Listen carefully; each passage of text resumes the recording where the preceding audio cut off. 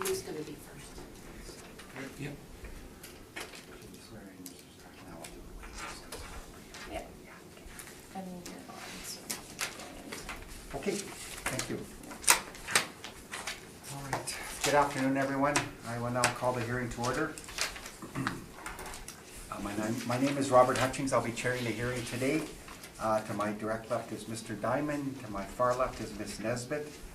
Our assessor today is for these first properties is going to be Ms. Sharp, representing the Assessment and Taxation Department, City of Winnipeg. And our recording secretary today will be Ms. Balshaw. I would like to begin by acknowledging that we are in Treaty 1 territory and the homeland of the Métis Nation. Make the following, We will be hearing applications for revision of the assessment roll in accordance with the Municipal Assessment Act. The matters for which revision is requested have been described in each application, and we will limit discussion to those matters. The statements that applicants or the assessor make at this hearing are sworn testimony, and anyone speaking to the matters must be sworn in or affirmed. Be advised that comparisons of assessments of properties are not considered evidence of market value by this Board of Revision. The Board of Revision is appointed annually by Council and is independent of it, and the City Administration makes its decisions on the basis of the evidence provided at this hearing today and issues a written order that will be mailed to all parties as soon as possible. Please note that the Board's decisions with respect to an application may be appealed to the Manitoba Municipal Board if the matter pertains to assessed value or classification, or to the Court of Queen's Bench if the matter pertains to the application of exemptions from taxation. Should you wish to appeal, information on how to do so will be included with this Board's order. With respect to the hearing process, I will confirm the matters to be addressed with each applicant following their swearing in. We will have the assessor's testimony, followed by cross-examination by the appellants first, based on the evidence that the assessor has presented, and then the panel members will have an opportunity to question that evidence also. And then the applicant will then present their testimony, followed by cross-examination by the assessor first and by the panel members next. Each side will have an opportunity to summarize if they wish. Once all the evidence about an application has been brought forward, the applicant may leave. The process will repeat for each item on the docket today. The session will close after all the applications have been heard, and the Board will deliberate in private and makes its decisions based on the evidence presented here today. You will receive the order by registered mail as soon as possible. As information, all public hearings are live streamed, recorded, and will be part of the public record. And out of courtesy, could everybody, before we begin, please make sure that their cell phones are on silent, and cell phones are not allowed to be used when an applicant is sworn in, okay? And I'll just say one more thing, Kara, sorry. And I know it can be difficult to park around here, so if anybody's time is running out or everything, just kind of wave at one of us and run out and take care of it, okay? We don't want to see you getting a ticket, okay? Okay. Sorry, Kara. Okay, Kara, sign in the, swear in the assessor, please. Sorry. Please state your name. Do you swear the evidence you'll present today is the truth, the whole truth, and nothing but the truth, so help you God? I do. Thank you. Thanks, Kara. Okay, first property on the docket is going to be 532 Olno. Mr. Rocco. Okay, please come forward, please. Will you swear in this afternoon or affirm? Please state your name. I'm sure you know. And do you swear the evidence you'll present today is the truth, the whole truth, and nothing but the truth, so help you God? Yes. Do you have anything to distribute to the panel?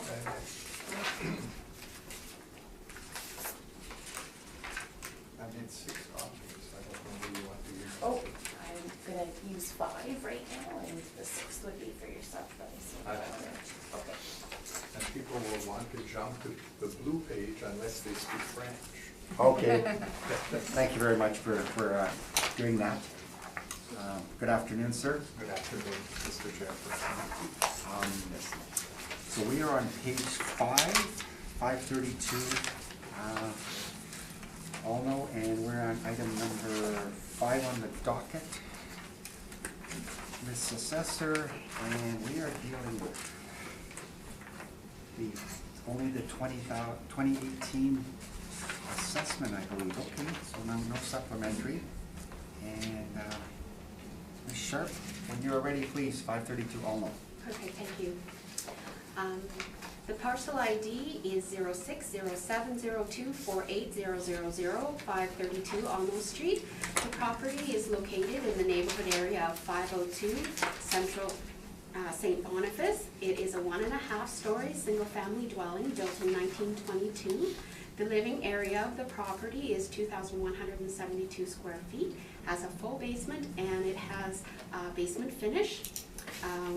It does have a single detached garage built in 1964 of about 352 square feet. It is on a lot of 6,378 square feet, and it does have the effects of a bus route and light traffic. This is a property that runs directly across the street from the St. Boniface University, right by the hospital, if you're familiar with that area. Okay. We currently have the property assessed at $385,000, which is $177.26 per square foot. Okay, so just to give you a little bit of background on the property had an MLS sale in May of 2017, and this MLS sale was not included when determining the assessment because it was a post-reference sale, so it was not included with the verification. But when we did the sale verification, the characteristics from the sale, so the pictures and the description and everything like that as to the current status of the property were used to update our system.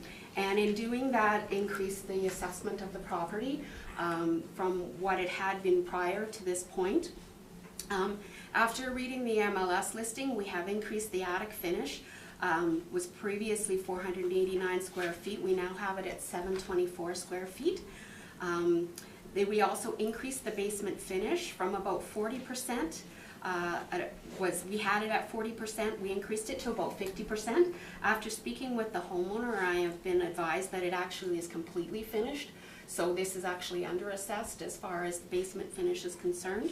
We added 2 showers to the property. We updated the style of the property. It was previously listed as a 1-story building, but it is a 1.5-story building. So that characteristic was updated in our database. And there was an increase overall due to the condition of the property. The property was well maintained. And maybe what I'll do is read the listing for you, gives you a little bit of idea. St. Boniface Gem.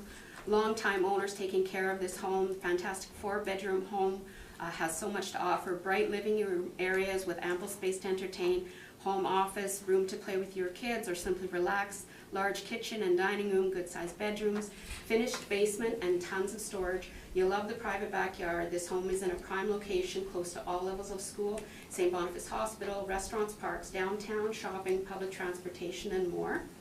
It indicates that the hot water tank was replaced in 2016, shingles in 2011. The boiler of the property was replaced in 2001, and the basement had been renovated in 2001 as per requirements from an engineering report that had been provided to the homeowner at the time. So from that we get that it's well maintained. The basement was completely redone in 2001, boiler was done in 2001, shingles were due 2011. From the pictures we can see that the windows, kitchen was done, I'm estimating sometime probably in the 70s, so they're not the newest, but they have been updated since the original. The baths have been updated, the front step has been updated and has good curb appeal.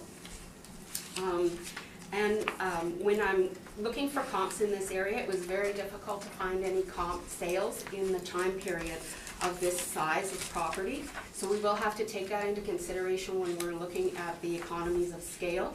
These properties that I'm using as my comparables are all smaller than the subject property, so their per square footage is higher.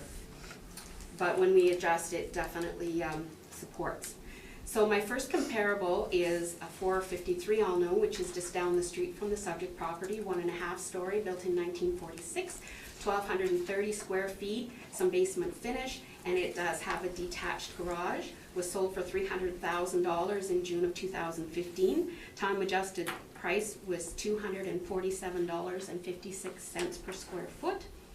The second comparable is 236 Hamel, Again, located in central St. Boniface, 1.5 story, 1928, 1566 square feet, 708 square feet of basement. It has a 1928 garage of 484. Sorry, I didn't mention the first comp is on a bus route, but has quite a bit smaller lot. The comparable number 2 has a smaller lot, again is on bus route and has light traffic, similar to the subject property, and is commercial adjacent. This property, comparable number 2, sold for $350,000 in October of 2015 for a price adjusted, time adjusted price of $225.29. Comparable 3 is 379 Cabana Place, again in central St. Boniface, a 1.5 story, 1953, 1295 square feet, about 500 square feet basement finish. It does have a 1953 detached garage.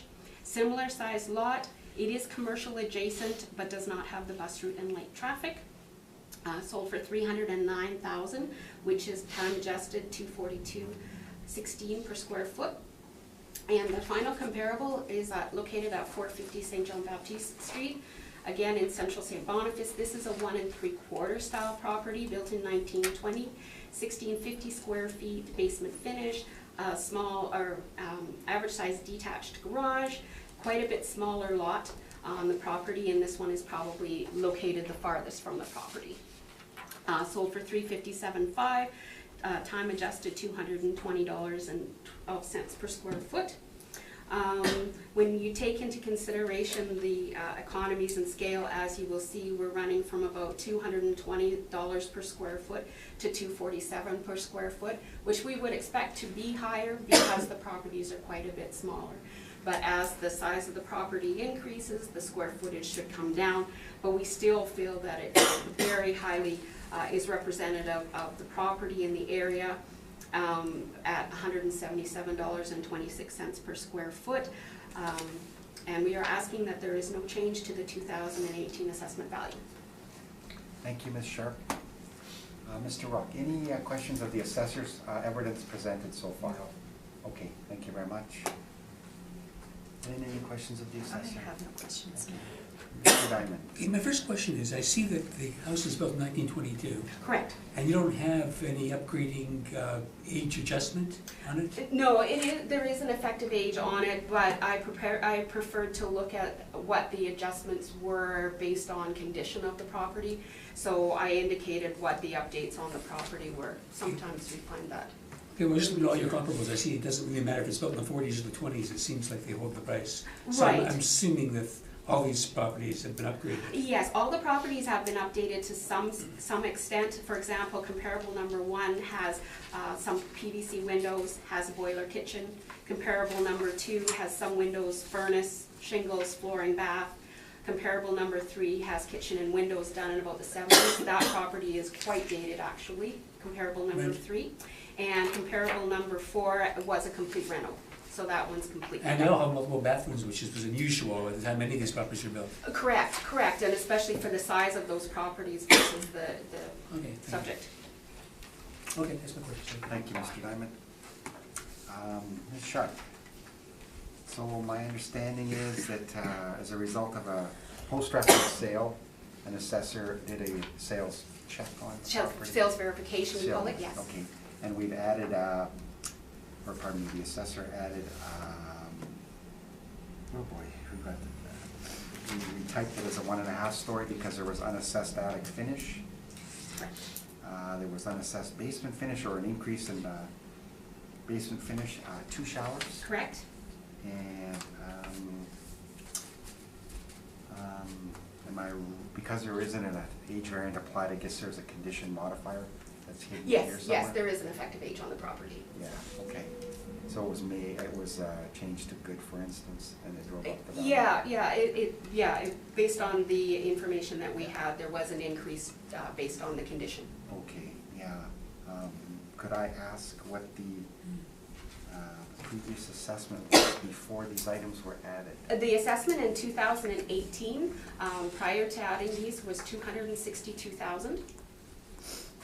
And I just want to make a note that there were no building permits taken out by the prior owner. We have nothing on file.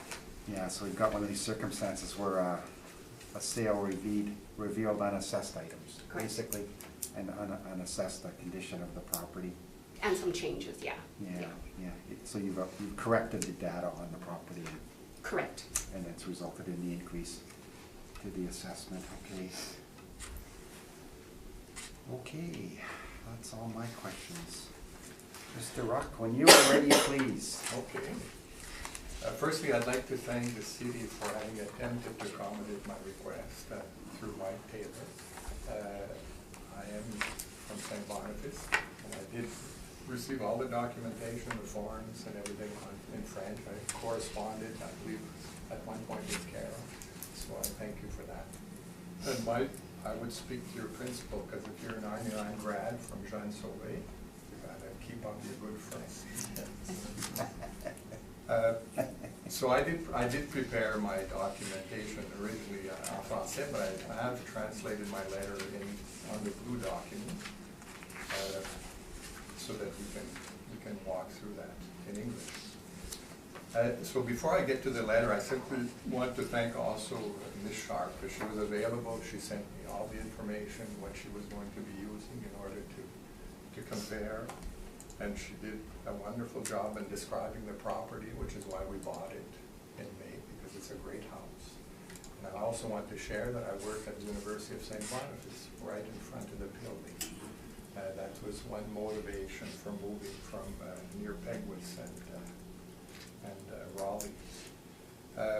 So the house is wonderful, but I'm not disputing the comps, because it has been underlined that there have been many improvements to the other houses. I mean, we've walked around and seen them.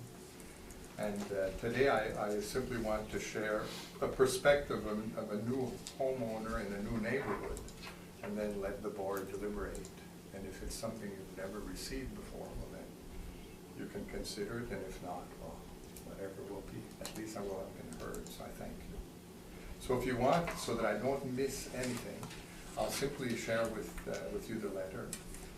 So I thank you for giving me the opportunity to present to you following the notice of change in assessment and supplementary property tax, the documents that I attached that we received for our new home. And initially, with a little humor, we thought, what a welcome gift from the city of Winnipeg 4 months after moving in. Usually you get a nice little bottle of wine and something, but in this documentation, we learned that the evaluation of a property increased dramatically, going from $248,000 to $275,000, because there was a little adjustment made. This increase represents a substantial hike of more than 51%. Furthermore, we now have to pay that additional $502.69, representing $129 more per month, which I haven't yet paid, so I presume I may be looking at interest also, so I don't, but we'll deal with that when we have to. As a result of these notices, in early January I spoke with Darren, employee of the City of Winnipeg Property Tax Assessment Office, and more recently I had exchanged emails and telephone conversations with Ms. Sharp. Both of them explained the process that led to the review evaluation and shared comparable properties. Because when you're a citizen, you have to get a grasp of what this is all about. So I was attempting to understand how this works. I'm not a realtor nor an assessor. I'm a university professor. I don't do this normally, other than presenting in front of groups. As a result of these conversations and after the analysis of the documentation, we recognized that the value of our property had been underestimated, mainly due to improvements that were made, as stated out in the early 2000s, and the reason that the basement was redone, and in fact, in early 2000, the prior owner had to, through engineers, dig the whole foundation and do what we have to do to all houses because there was water coming in. And we would not have come close to that property had that not been done. So that was a main improvement that was done. Unfortunately, I discovered in speaking with Ms. Sharp that no permit was obtained, and you know, these are a result of someone else, the previous owner. So our primary motivation for being here is the substantial increase of the revised assessment and the monthly impact. because we realize that the house has increased in value, even though it's the oldest of the comparable. Old does not mean it's not good. So, you know, that's our motivation. We've lived in our house since August. That was the possession date. We've noticed that there are repairs and improvements that will be required because it's an older house to maintain the value. And I've provided many different pictures there just to share. And as we speak, I have the same person who replaced our windows at the old house is now happy because I've called him to ask him to come and have a look, because as been pointed out, the windows are from the 70s, the kitchen is from the 70s.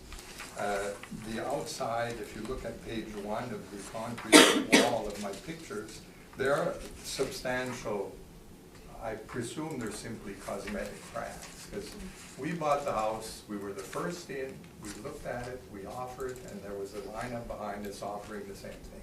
We wanted the house, we bought the house.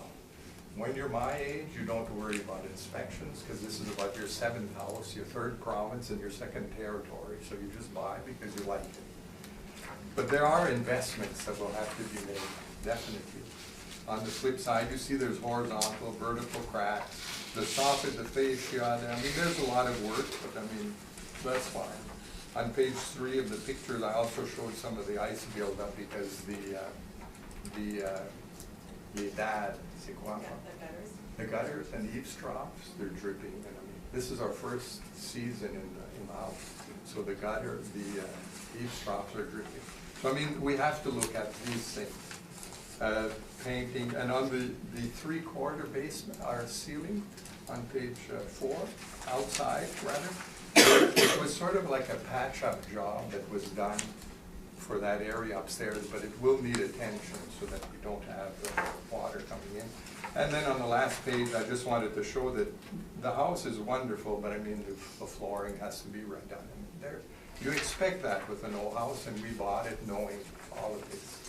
But I simply want to share that in the sense of when we're trying to compare, it's difficult because it's an older building. There has been some improvements, and yes, it has a wonderful curb appeal. I encourage you when you drive by our university, because we're celebrating 200 years this year, so you should come by and see it. Right in front, there's a wonderful property with a beautiful porch. That's where we live. So we're aware that we will be investing in order to maintain that wonderful property. So I'll get back to my letter on page 4. We understand that determining residential assessments for comparable properties is not an easy task, nor is it an exact science. When a property is not sold for almost 30 years, it's even more difficult to assess its value. And in my conversation with Ms. Sharp, it's obvious that when you find an MLS listing that's recent, and even though it's not officially taken into account in the assessment process, you still have that flag on the line, on the wall, on the grass saying that this probably sold for $450,000 in 2018. And when you see where it's sitting at, you certainly want to work towards that.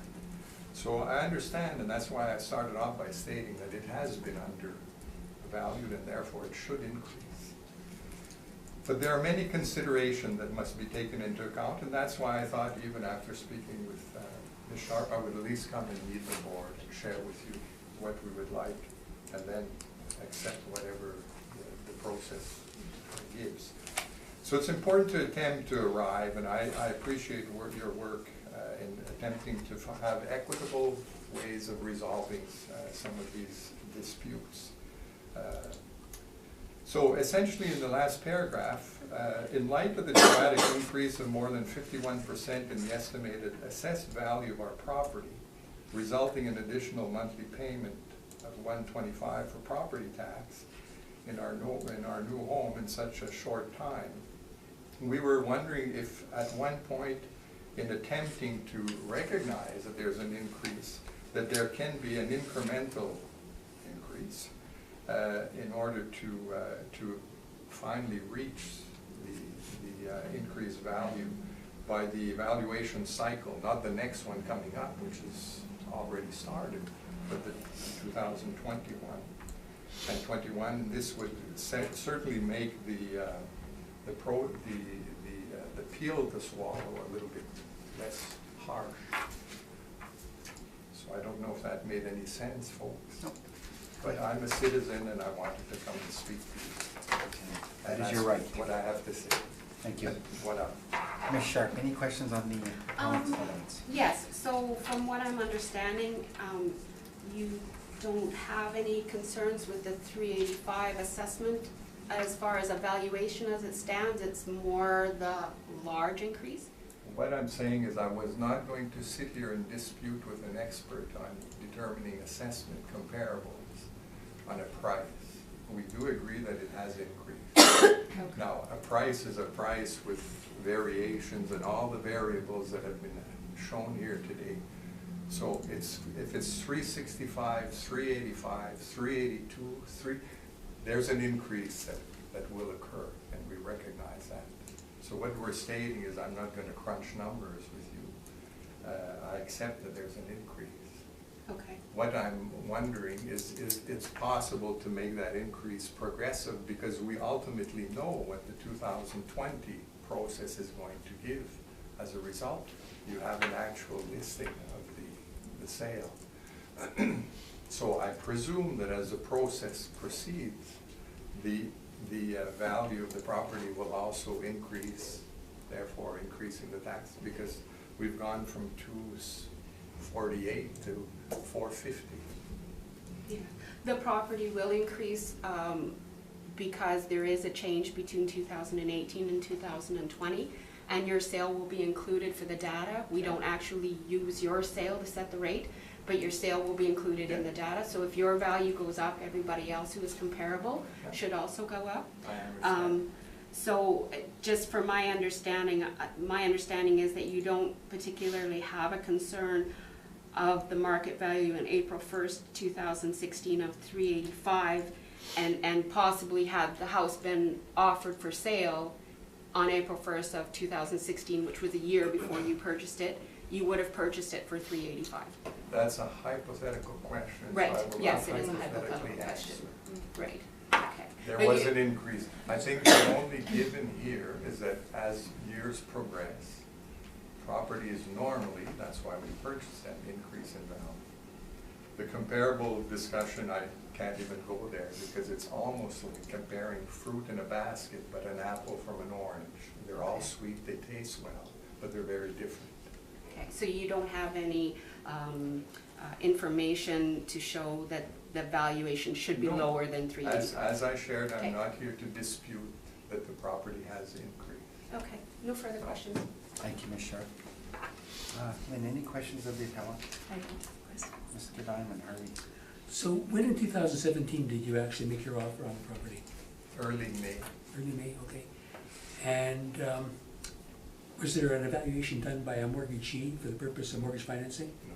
There wasn't. We went in, we had the capacity of keeping our other house with the support of my. Okay, that's fine. If it was, Just go for it, and we did. okay. And you know, I can see your concern. And I think that if I was sitting in your chair, having gone through the same thing, I might have the same concern. I probably would, because it is a drastic increase. And you know, you gave a very great presentation, which we appreciate. The difficulty is that I don't know where we have jurisdiction to phase in, but I'm just one member. We'll have to talk it over with them. No, But it's nothing that you yourself did, and I thank you for I understand. attending and entertaining us, I because I understand. thought your presentation was I great. started that. I thought your presentation was great, and I liked you very much. Okay? And you present mine too. Yeah. Anyway, thank you, that's my questions, and fine. Thank you, Harvey. Okay, Mr. Rock, location, are you located south of Provencher? Would I be correct? Yes. On Olo? Okay. Yeah, yeah. All right. And second question, I think I'll word it differently than Ms. Sharp. I think you wouldn't be here if you didn't consider the 385,000 incorrect. Exactly. The way it was processed, perhaps. I don't mean to put words in your mouth. Yeah. So I'm gonna ask you, as an appellant, what you, in your opinion, what you think the panel should put the value at, Okay. reflective of 2016. it's difficult to ignore a sale that's occurred, but in all fairness, and the assessor Post-reference. pointed it out, it is post-reference. Yeah. And, but the other side of that coin is that they did use the sale to reevaluate, reassess the home, so, yeah, so I'm gonna ask you for. I understand your question. I did speak with our realtor so that he could help me navigate in all of this.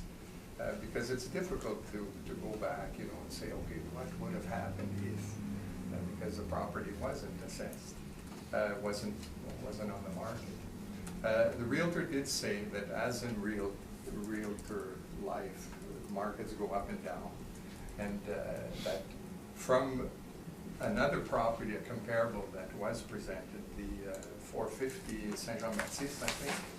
Let me see, was that one of them, the Charge, the 450? Yes.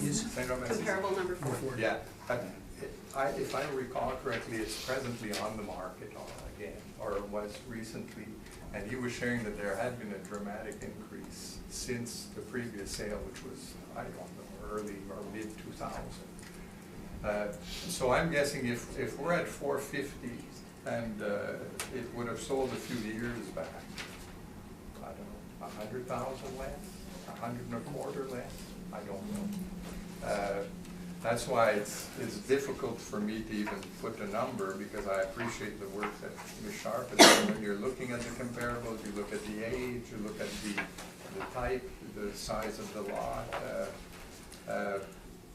You know, she put it at 385. The comparables are all in the 300 to 350. So I'm thinking if we want to be fair, we should probably be near the 340, 350 range. Okay.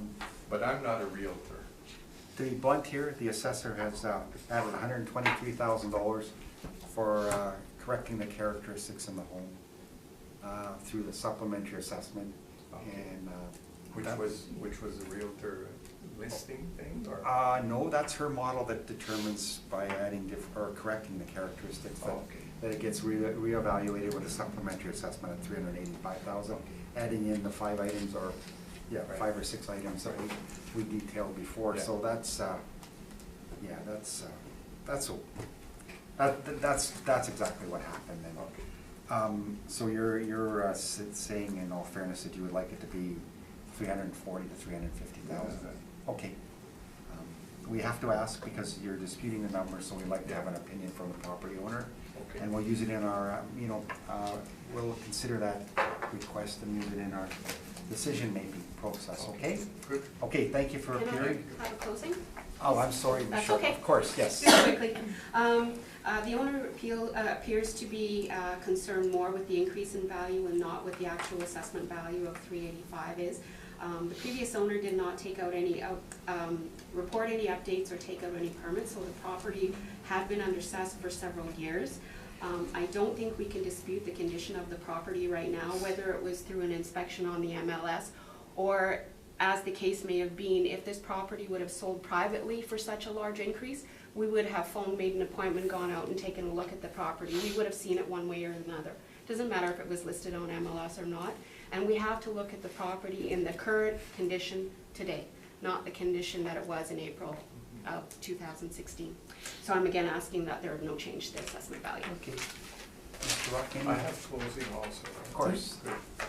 Good. In light of this closing, I think it's important to state that if we're looking at the property as it is today, and if I drive by the 4 comparables, it's obvious to anyone sitting here that there are important curbside appeals, namely windows, the revêtement, what is the covering? Curtains, covers. Outside of the facade. The facade, you know, the way they finish, because ours is still that stucco from I don't know when. The shingles, like there are many important improvements that are made to those properties that are in the 50s, as has been shared. So I would dispute that in looking at the homes and trying to compare, the comparables have had a lot more invested in order to maintain that value. So that's why I would state that even if you're looking at square feet, there are some important costs that would have to be incurred to ensure that that value of our property is maintaining, as the comparables are stating, because because there hasn't been much work other than that wonderful cement pad in the front. So I would dispute and conclude by saying that in order to be more reflective of those variables, that it be reassessed at 340. Okay, thank you very much for appearing. We'll consider both arguments and deliberate, and you'll be receiving our decision in the mail as soon as possible, okay? Okay. Thank you very much, sir. Thank you. Sorry, folks, I haven't had it. I would like to stay. Watch out. Thanks, Mike.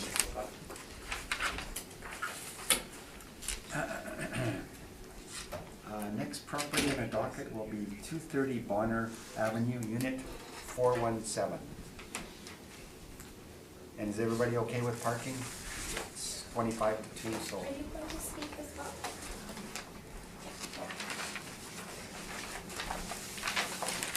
So I'll either swear or affirm. You can. Would you like to swear in? Sure. Okay. Please state your name. George Persona? And do you swear the evidence you'll present today is the truth, the whole truth, and nothing but the truth, so help you God? Yes, I do. Thank you. Please state your name. Joan Persona? And do you swear the evidence you'll present today is the truth, the whole truth, and nothing but the truth, so help you God? Yes, I do. Thank you. You have something to distribute to the panel today? 5 copies, please. Thank you so much. And actually, it's 3 years if you guys can try and keep these ones clean. Okay, Okay. we will. Thank you. Thank you. Thanks, Kara. Okay. Good afternoon, Mr. and Mrs. Persona. Good afternoon. So we are dealing with 230 Bonner Avenue, but we're dealing with unit 417, Ms. Sharp. Okay, Yes. so we're on page 9 of our brief here, I believe, starting page 9. Correct. Yes, okay, and we are dealing with, what have we got here? We've got 2016 and 2017 appeal, reflective of 2014 market value, and a 2018 appeal reflective of 2016 market value. So, Ms. Sharp, I think we will do 2016 and 2017. I'm gonna assume that they are the same Yes, they are. comparables brief. And I'm not sure if you've spoken with the appellants and they understand the difference in the base year and, I have spoken to them, but not about the base years. No. okay. Would you like to make a little summary for the appellants? I can, Yes, certainly. please. Yeah. Yes, the City of Winnipeg does reassessments every 2 years. The reassessments take place every 2 years based on sales that take place during what we call a reference period. For this particular appeal, we are dealing with the assessment years, so the tax years of 2016, 2017, and 2018, which means that those are actually 2 different periods of when we used our sales from. So for 2016 and 17 years, we used the sales from April 1st, 2012 to April 1st, 2014, with a reference date of April 1st, 2014.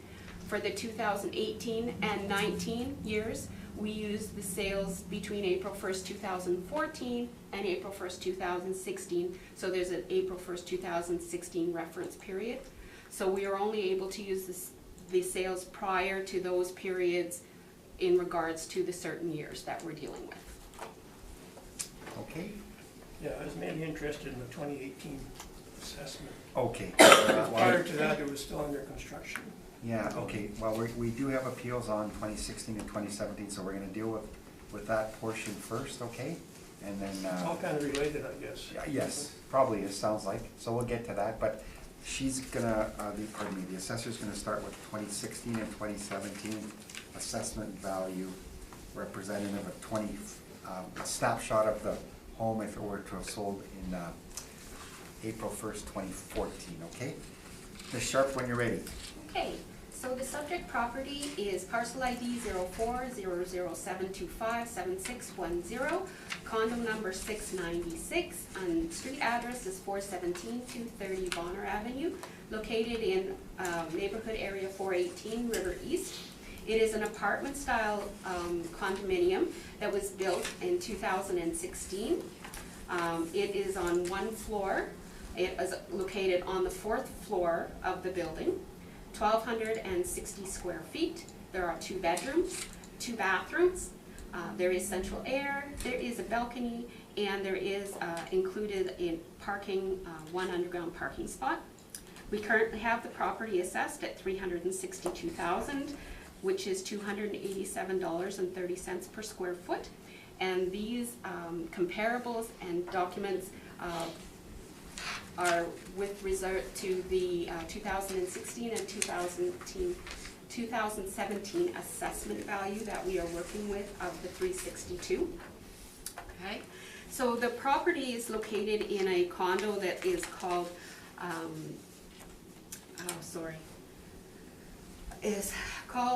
Buns Creek condominiums. And the Buns Creek condominiums are located just off of Henderson in the northern area of the city. I will read the description of the new condominium. This refers to the particular unit that the homeowners live in. It's called the Corner Bank. It's a 2-bedroom, 2-bath unit. This limited edition corner unit is the largest suite in the building and features a south and west exposure.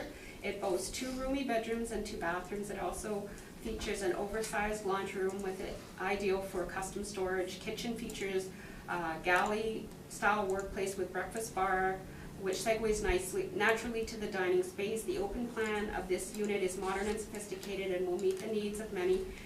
With only 4 units available in the building, they're sure to be a lineup.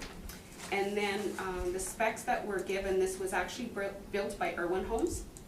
And with the specs that were provided online for the Buns Creek condominiums, it indicates that the kitchen was a choice of maple, oak, and thermofoil cabinets, so a higher-end cabinet, granite and quartz countertops, full-sized height tile backsplash under the cabinets, double undermount stainless steel sink, stainless steel appliances, maple or oak cabinets in the bathrooms, 9-foot ceiling, and the building itself actually has the amenities of a gym.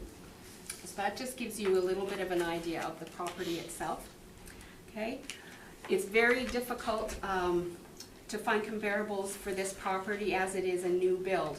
There were no sales in this building until after April 1st of 2016. The sales may have taken place, but the sales weren't through Land Title's office yet. So the sales that I have for 2016 and 2017 are from buildings that are significantly older than the property and probably not as comparable. This property is located on Henderson Highway. There's buildings 1820, 1850, and 1880. The properties range from about 1172 to 1400 square feet. They are 2-bedroom, 2-bath for the most part, and they do have a balcony with underground parking. As you see, the sale prices for them in 2013, 2014 range from about $300,000 to $375,000 for the units, which ranges from about $260 a square foot to about $269 a square foot. And you'll see that we do have the property at $287 a square foot.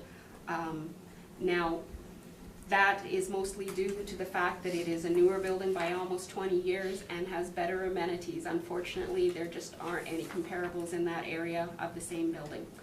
I do have comparables that I will show with the 2018 numbers from that building, but there are none for this period.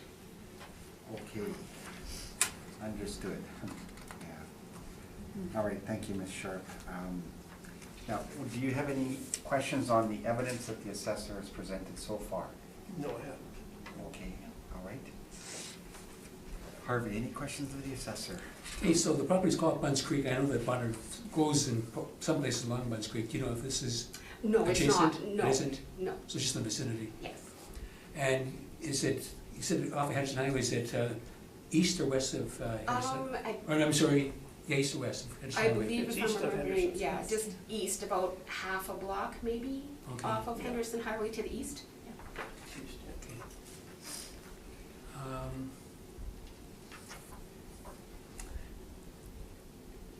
Have you found the price of condos in the city as a whole, and this area, I guess in particular, have gone up or down in the city of Winnipeg They're between pretty much leveled out. 2016 and 2018? Pretty much leveled out. Pretty much leveled out? Yeah. Okay, And between 14 and 16. I've seen some too. cases where there's been decreases. I haven't really seen increases in the past. Yeah, it depends on the types of units. We certainly find that the ones that there were an awful lot of units in inventory, Right. the prices went down quite a bit, but we haven't got any information on that yet, unfortunately. Okay, and the building this is in is a 4-unit building, so it's a small building? No, it's 4 stories, so Oh, it 4 is story. it is smaller, but I believe there are, I thought you read that there were 4 units. yeah, available. sorry, there's 4 units of this type. Oh, I see. So there's 4 corner units Do you know how many units there are in of the this building? type. I do not off the top of my head, but I believe there's probably 15 on each floor. They may have more recollection. Yeah, there's about, there's Yeah. 72 suites in the whole. 72 Oh, okay, suites. so it's a big Right. building, okay. And your comparables are in Henderson Highway, so they'd have Henderson Highway traffic. How about this building? You said it's just off the Henderson? Yeah, So it would we'll also have have, a walk. Yeah, to some extent, probably is not as much as these ones. okay. I can't think of anything else to ask you, thank you. Thank you, Harvey. Lynn, any questions of the assessor? I just have a question. You indicated that this was a corner suite, Yes, and there's only 4 corner suites in the whole, yes, whole that building? are built like this, yes. and typically would that be reflective, would that be more desirable, a corner suite, larger suite? Is that We what find you're it's suggesting? based on statistics, but corner suites generally do garner more. Mhm. It is, again, based on statistics, so it's not an exact science, but corner suites generally do garner more than the interior suites. Okay, and I just had a question. You said this was a 4-story building, so this is on the top This is on the level. top floor. The other buildings, are they low-rise, high-rise, and does that mean, I see they're on the second and third Second and third floor, yeah. Are they also believe- 4-story buildings? You know what, I couldn't tell you that. Okay. Okay, thank you very much. Thank you, Lynn. We might as well deal with it now, Ms. Sharp. Sale price, sale in 2016, what exact date? We're gonna deal with it in 2018, so we might as well. deal with it now. We don't know when it was negotiated, but the date that was registered in Land Title's office is August the 12th. August 12th, 2016, okay. And the supplementary assessment was effective, what date, please? Supplementary assessment was effective, I believe, I wrote that down.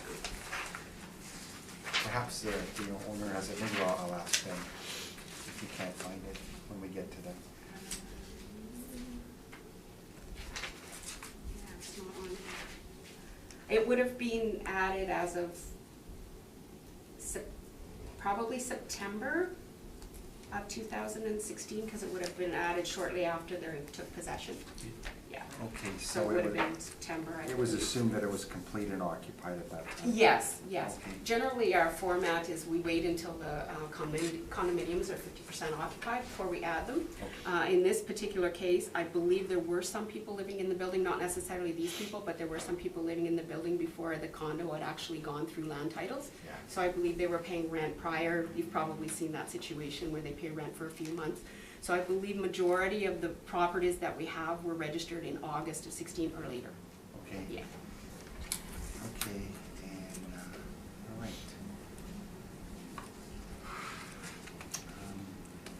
And the sale of 373,900 was considered a bona fide sale, a new dwelling sale, I guess. That's what came through land titles. The 373.9, Yeah, that was land titles, that was not the full sale. that wasn't. No. Okay, so we'll get to that, okay. All right, that's my last question, okay. Now, Mr. and Mrs. Persona, I'm not sure if you've made any presentation for this 2016 and 17 I just kind of timeframe. grouped them all together. Yeah, okay. So you know what, Ms. Sharp, how about we deal with the 2018 right now, okay? Okay. Thank you. Perfect. So the same basic information, except now we're looking at 2018 with the April 1st, 2016 reference date. Okay, So the subject properties, again, these ones were taken from a different property at 1954 Henderson, but again, 1998, so almost 20 years older. Similar size properties, two bedroom units, air conditioning, balcony, underground parking. Again, located on Henderson Highway, so probably affecting it a little bit by traffic. These ranged from about $315,000 to $330,000, which is time adjusted to $250.53 a square foot to about $262.31 per square foot. Okay, again, these properties are quite inferior to the properties that have been built, and there is a second sheet behind that that says 2018 MLS comparable sales report. As I indicated, we did not have any properties through land titles before August 2016, but sales were going through the MLS. So people were negotiating sales on these properties, buying these properties, waiting for them to be built, et cetera, et cetera. So these are the 3 sales that were listed on the MLS data for this particular building that took place in 2018. They are unfortunately 3 completely different sizes, but I wanted you to be aware of what did sell in this property and how this property is a little bit superior. Apartment 304 was 1,191 square feet, and it sold for $385,585 in January of 2015, which is about $232.74 a square foot. Unit 117, 230, sold for $387,540, which is about $307.57 a square foot. And Unit 109, which is only 743 square feet. This unit only has 1 bedroom and 1 bathroom, not 2 of each. And it has a covered parking, but not underground. So it is quite inferior to the 2-bedroom properties, and it sold for $226,937, still working out to about $305.85 a square foot for those properties. Gives you a little bit more idea of what happened in the building. Okay. Thank you very much. Any questions on the 2018 presentation of the assessor, 2018 appeal? So she's provided, I guess, 7 sales. 3 of them are in your exact building. Would you have any questions on that market evidence presented by the assessor? No, I don't. No. Okay. All right. Thank you. Harvey, any questions of the assessor? I have one question. Originally you read in from the listing and you indicated that included in the purchase price were upgrades of significant ones, but it included appliances that were stainless steel? Yes. Any idea what the value of those appliances would be? No, I do not, and from the listing, it looks like there were 2 separate packages, so it could be, probably there's a value for one package and a value for another. This was just a spec sheet that was handed out online. But you'd agree, though, that any money is paid for the appliances don't reflect, Right, don't reflect right. on the market Don't value of the reflect on the property market itself. value. No, no, no, I was just indicating Okay. how it's a more of a higher end building. And I'm sure the applicants Right. themselves will know better with the appliances were. Oh, for sure, Yeah. for sure, Okay, yeah. thank you. Thanks, Harvey. Lynn, any questions? Yeah, your comp 2 for your MLS comparable sales report, Mhm. is that a corner suite? I believe it is, yes. 117. Corner suite on the main floor, I believe. Can't be 100%. I'm just looking at the square footage and the number, the address and. Yeah, I can't be 100% sure, but I believe that it is, yeah. Okay, thanks, that was my question. Following up on that, so the, Lynn is referring to unit 117, subject is 417. Yes. Okay. Well, the list price of that suite when it was being sold was $367,900. Okay, we'll get to your evidence right away, sir. Okay. 2018.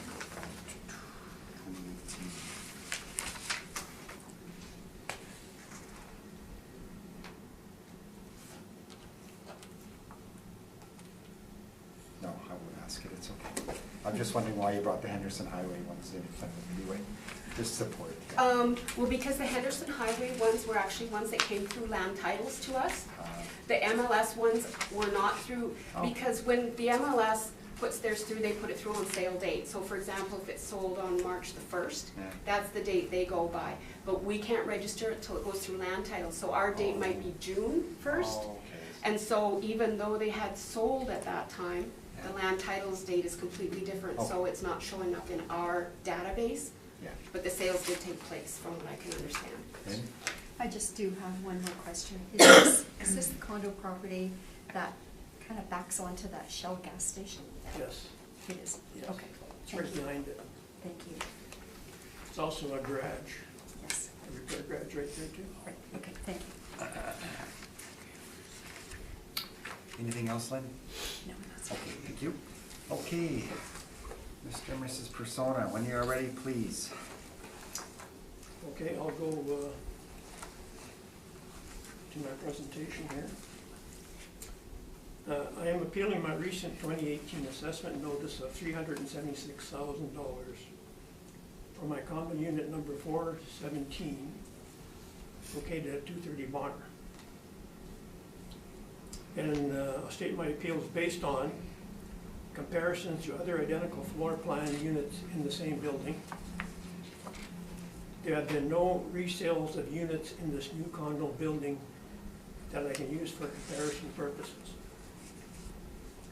I have found a similar suite in our area for comparison purposes. See picture number 1. So I make reference to all my photos. And that's one I found that it's right on Henderson Highway. It's very close to our condo. It's right across the street almost. And it's on the riverside of Henderson, which is the west side. The top floor is a 1,582 square foot, 2-bedroom, 2-bath. And it's all built out of steel and cement construction. I'm sorry, are we referring to these pictures? Yes, Okay, picture number 1. number 1, okay, I'm sorry. I see, okay. Okay, So that's a bigger unit, and it's made out of steel and cement. And their price right now is $359,900 is what it's listed for. So that's one of my comparisons. My appeal is also based on my suite has possible structural deficiencies that will devalue it. So I'll go through the description of the Bund Street condos. These condos were built in 2015-16. They're located off of Henderson Highway at Bonner Avenue and in a residential neighborhood. 2 houses had to be removed from site to acquire the property for building. These condos are east of Henderson Highway and south of Bonner Avenue. They are a 4-story, all-wood construction with 72 suites and various floor plans. There are 4 identical floor plans like my suite, all located on 4 floors, one above the other, on the southwest corner of the building. So I'll go into the description of my suite. I purchased my suite prior to construction for $373,900. And they took $3,000 off the list price if you bought it early. And I got made reference to picture number 2.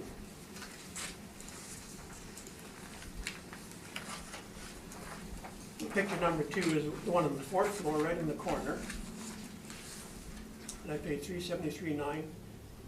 And the 3rd floor one was $3,000 less, $373,000.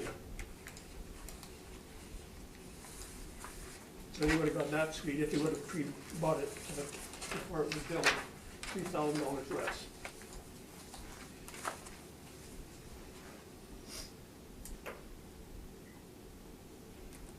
My suite is on the 4th floor, southwest corner of the building.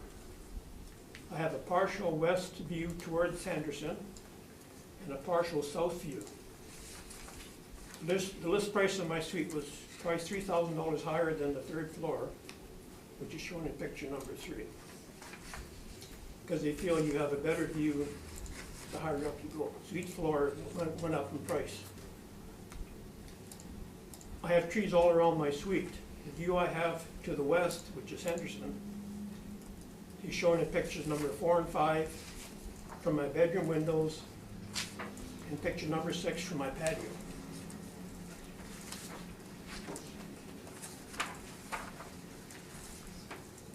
So pictures 4, 5, and 6 show my view from my condo.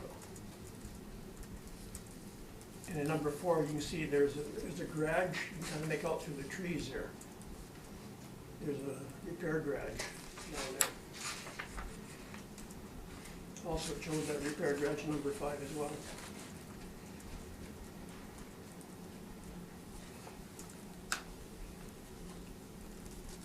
There's also a privacy glass panel on the south side of my patio, which is shown in figure number 7.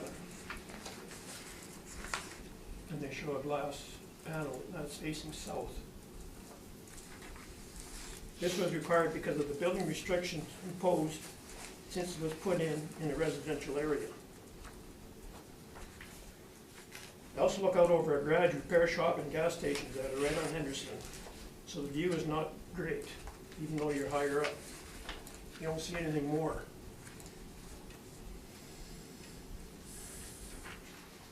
Okay, a comparison to identical floor plans.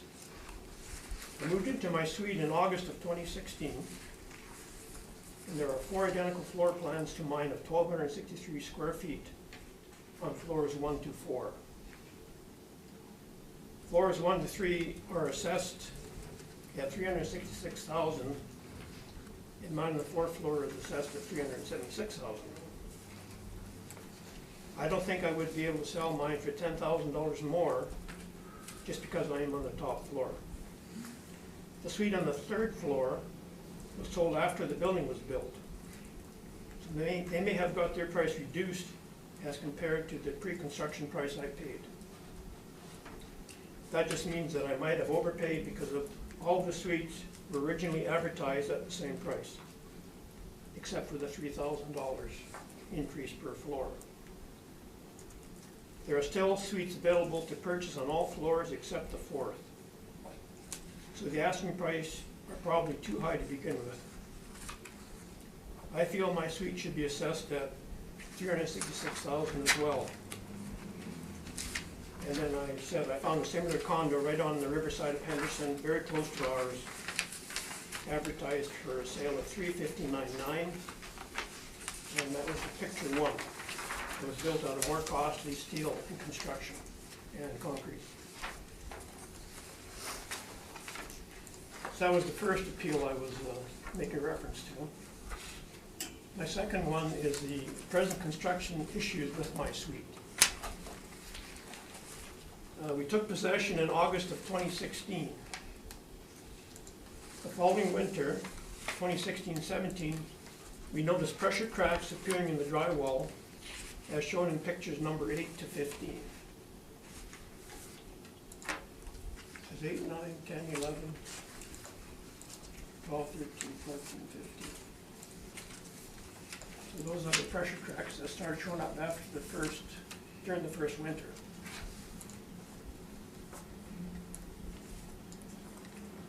These cracks were appearing wherever there was a sliding pocket door in the walls. We have 2 pocket doors, one in the common wall of the master bedroom and walk-in closet, and the other sliding door is in the common wall of the walk-in closet and the ensuite. We feel there is limited structural support in these areas, and the roof trusses are exerting pressure on these walls. Pictures 16 and 17 shows the construction of the interior of the wall.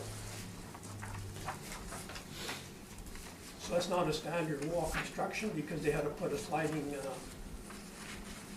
rail inside for your door to slide on. So that's the weakest part of the construction, is where that door goes. And that shows how it was built in pictures 16 and 17.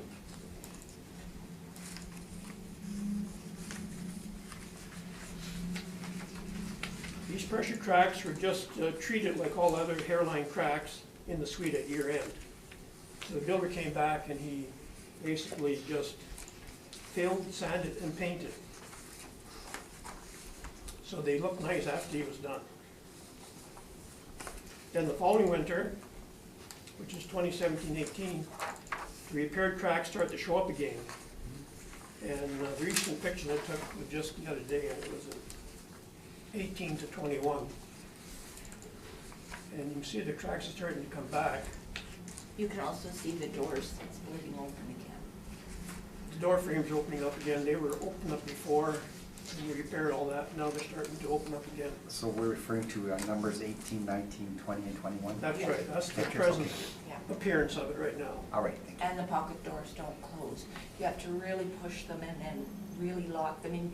They close down here, and then as you go towards the ceiling, they just Yeah, it's out of square. really Okay. big, yeah.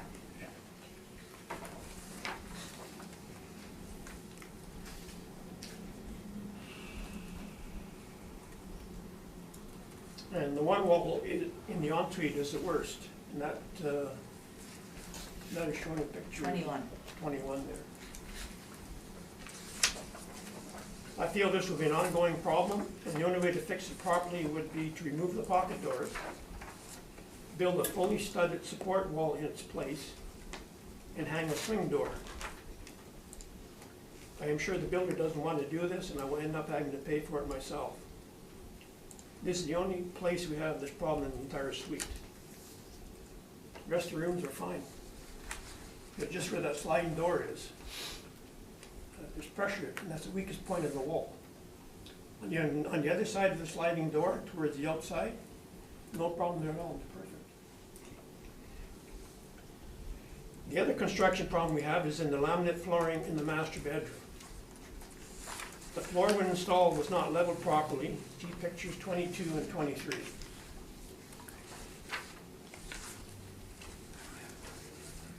It's last page. There's a noticeable 3/4 inch hill in front of the dresser that you feel every time you walk over it. This was mentioned to the builder 2 years ago, and they're hoping to avoid repairing it. I would probably have to pay to repair this as well. The rest of the laminate in my entire suite is fine except for this one area. And people come into my suite, they walk over that and they feel it right away. The first thing they ask is, what's wrong with your floor? You just notice it as you walk over it. So in conclusion, I will never be able to sell my suite with all these issues for the present assessed value of $376,000. Identical suites below me do not have these issues like mine, and yet I am assessed at $10,000 more.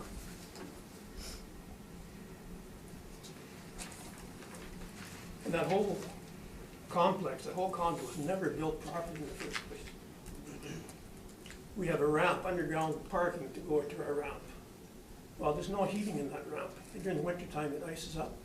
Cars have been sliding down there. One car did. He started to go up, and it just pushed, and as he was coming to the door, he hit the side of the concrete wall, and we had to go out there and shovel snow and try and back him up. He scratched all the side of his car.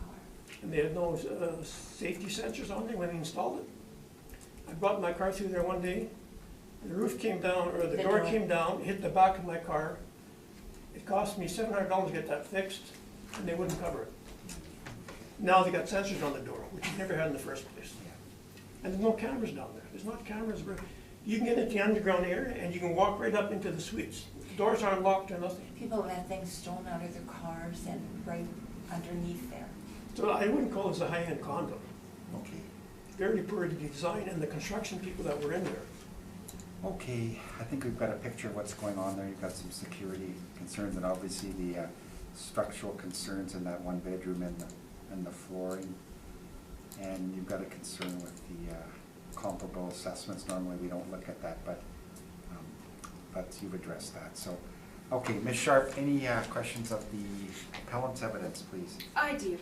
The sale that you're showing, your exhibit number 1, that's a current listing? Yes. Yeah, it's on right now. Okay, so it's not a sale and it's taken after April No, 1st, that's, 2000? I just found the listing on it and they got a sign up. Right, so it's a current, Yeah. okay. Yeah. So there's no sale on it. No. fact, there's a lot of condos in that area that you make comparisons to. There's a lot of for sale signs all around there. Right, but we can only look at sales that took place up to April 1st, 2016. We can't look at what's for sale right now. It'll be your next assessment that you get, 2020, will be with that information. Yeah, well, those signs have been up there for a long time already. So I don't think they're selling all that good. Okay, and can you tell us how much you paid for your property? How much including GST and upgrades and everything? Well, the total upgrades, price? the upgrades we did was just like, we put in extra plugs everywhere, like switch plugs and stuff like that. Right, right. So what was the total amount that you paid the builder, including GST?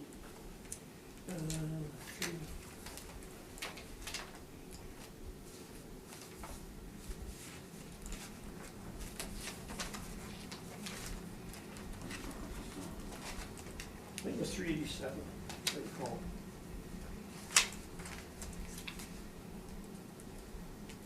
The information you had provided to us earlier was $387,870. Does that sound about right? Yeah, 387.8, yeah, 387,800. yeah. Okay. And can you tell us, you said that you purchased this pre-building. Can you tell me when you actually purchased the property? Even before they had to move the houses off the property in order to build. Right, so would it have been back in like That's 2015? 2015, yeah. Okay.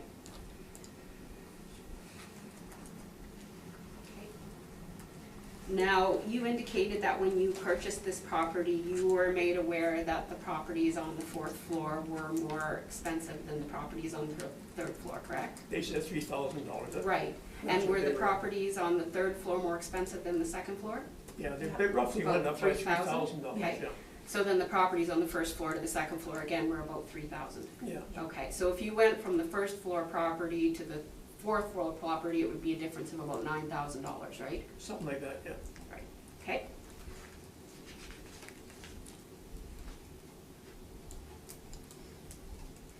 Like we always say, it's because of your view, and you know, higher up you go, you get a better view, but in my case, there's the trees all around my place.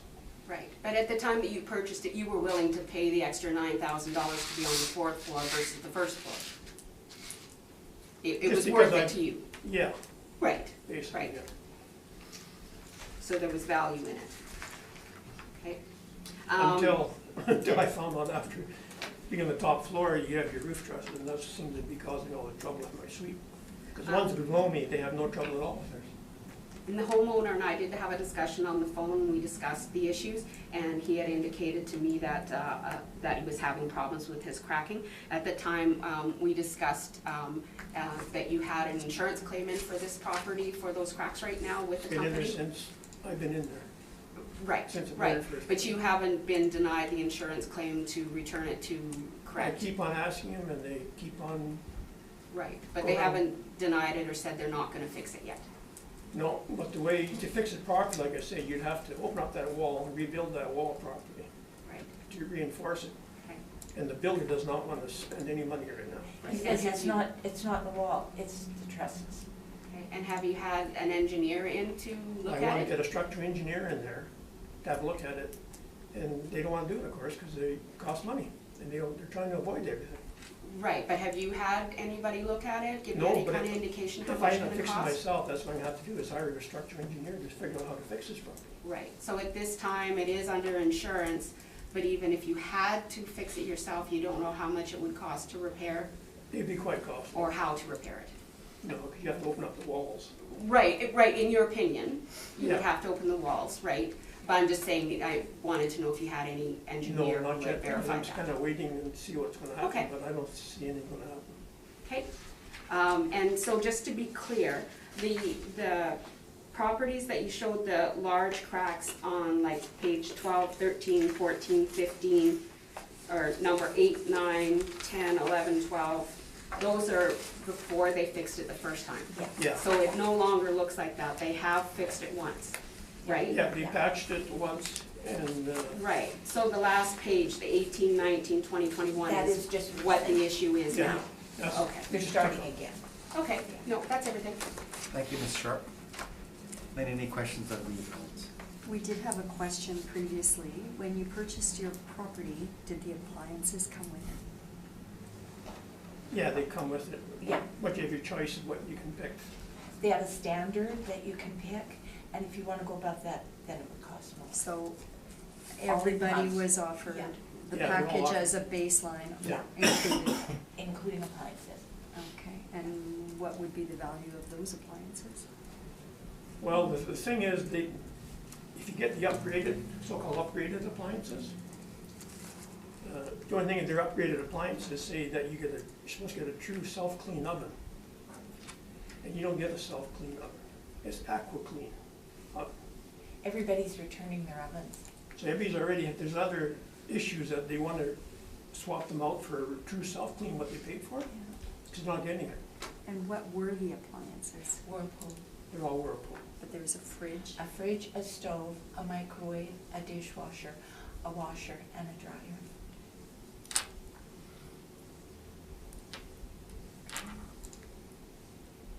What do you estimate the value of those appliances? I couldn't really say. They had no price when you picked them out, just that you either have this package or you can get the deluxe package, which is this one. And that was included in your purchase price? Yeah. Thank you. Thanks, Lynn. Harvey, any questions? The property is built by Irwin Homes. I think I heard from the. Irwin Homes, assessor, yeah. yes. Yeah. And they did come out the first time to repair the cracks. At their year end, they do their 1 year. And you've got a builder's home warranty program for 5 years? Yeah, I think so, yeah, it's 5 years. And have you made an application for them to come back and rectify the shortcomings that you now have? Yeah, well, that's ongoing, but you see, I'm just asking if you made an application yet for them to come back. oh, I've done that, yeah. You've done that? Yeah. So you filed a claim with the homeowners, Yeah, builder's homeowners program? yeah. They told us to keep taking pictures of the cracks Okay. during the summer.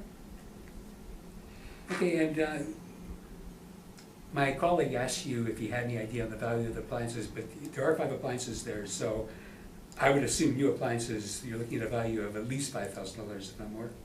Would you think that's accurate? Well, the fridge is what, a couple grand for a fridge? What kind of fridge is it?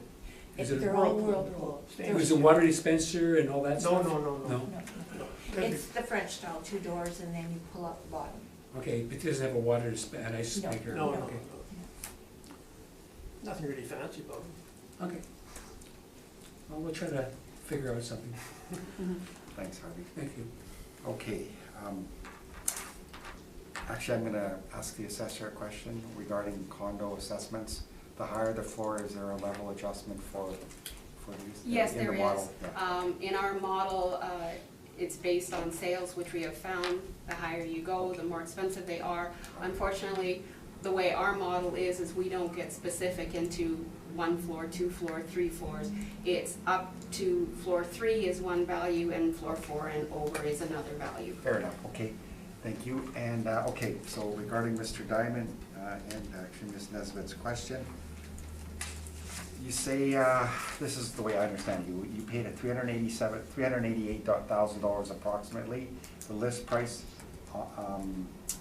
then you got that included a $3,000 discount or hypothetical discount for the 4th floor unit, is that correct? No, it was a pre-construction discount. Okay, pre-construction, okay. So how much there's gotta be a breakdown there of how much you paid extra for those appliances when you upgraded. They came with appliances as a standard model. What would have been the pricing without the upgrade to the hypothetical deluxe appliances? Well, you see, originally they offered, there was quite a difference between the two sets you were picking out. Okay, But then they found out, was it the washer they couldn't get one? Yeah, the washer and dryer. Yeah. The washer dryer, they didn't make that brand anymore. No. okay. So everybody ended up getting the same set, I think, in all the suites, doesn't matter what. Originally it was a Kenmore, and then they said, we can't do that, so we'll go Whirlpool. But there must have been in the offer to purchase an exact amount assigned to No. the upgrade. There wasn't? No, they never broke it down. to Okay, actual- okay. So, and then what you're saying, you didn't receive anything deluxe, so it was just what was included anyway. Yeah. Okay, my next question is, I think you made a comment that you weren't disputing the value of $362,000 for 2016 and 2017. Would that be fair? Well, I figure if it's adjusted now, would it not go back? I'm not sure it'll go back and reflect. No, they're individual appeals, and we have to look at the value that's sitting on the roll right now. So and you didn't present, no, I won't say that. No, the girl told me basically then you should go back the other years. Which you I'm not sure. did. So, you made a comment you weren't here to dispute those other 2 years was. Except the construction, I guess, was still applied to those. Yeah, but, those years. do you agree with that the 2014 market value on this property should be $362,000? Or do you want it to be less, reflecting what's going on physically in the property today? Well, that time, I guess it would have been okay, probably. Okay. All right. Okay, so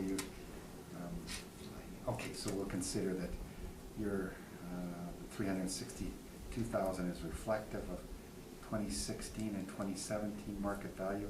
And Harvey, I see you're ready for a question. Yeah, thank you for being so noticeable. Even though I was that obvious. Okay, there were two things that you mentioned about, you bought the property, you did pick the 4th floor, and you seemed disappointed with the view. Did you expect there to be a better view when you bought it pre-construction? Well, you just, like most other suites, there's nothing in front of you. No, I understand that, but were you disappointed when you looked out the window and saw those trees were blocking your view, or did you expect that when you made the offer? Well, you don't really sit there all day long looking out the window anyway, it's not a... Okay, and is the advantage of being on top floor because you don't hear people on top of you jumping up and down and stuff like that? No, not really. No, nobody complains in the condo, in the building about people who live on You can hear lower between- floors, yeah, between hearing people on floors. top of them? Yeah. Yeah. So there's an advantage of being on the top floor because of that. Yeah, But you indicated that the view is not necessarily better though. no, not necessarily. Okay. Thank you. Okay, thanks, Harvey. And my last question for 2018, are you asking us to revise the assessment to, I think you're asking for 10,000 off. You're asking that it be revised from 376,000 to 366,000? That's right, yeah. Okay, so for 2018, you're requesting 366,000. And the reason, okay, and the reasons would be the structural, the problems you're having with the shifting. Yeah. And also, you did make reference to Plus, I others. don't think my suite would sell for $10,000 more than the one Okay, below me. assessments, okay. Last question, you made a reference to insurance. Are you referring to the Manitoba homeowners new Well, dwelling? this one you have to go through, there's a place in Alberta that handles this one, actually. Aviva. Aviva, they're in Alberta. Oh, so Builder's this- insurance? The builder's insurance, is that what you're referring? I The think new, so, yeah. the new homeowners building insurance, Yeah, but they aren't registered with a Manitoba company, they are registered out of Alberta. that's right, yeah. Okay, does that affect your capability to get compensated being in Manitoba? Shouldn't. It's not that you're aware of. No, I don't think so, but Harvey, what's your opinion on that one? I think that as long as the builder comes and repairs it, Yeah. if they have to sue the builder, then the insurance company. Okay, so that's what you're referring to as insurance claims put in? yeah. Okay, I wasn't sure if it was house insurance or whatever, okay. And, okay. All right, Ms. Sharp, anything else? No, I'm Any good, thank you. requirement for a summary? No, I- Would you like to summarize? I think you've made a good, you've given us your opinion on why we should reduce the assessment and leave it with us, okay? Okay. All right, thank you very much for Thank you. appearing. Thank you. Thank you. Thank you. Okay, we are gonna take a quick recess, please, Kara. I didn't write out. I forgot what she said. Yeah, we're gonna take a 5-minute recess. Here.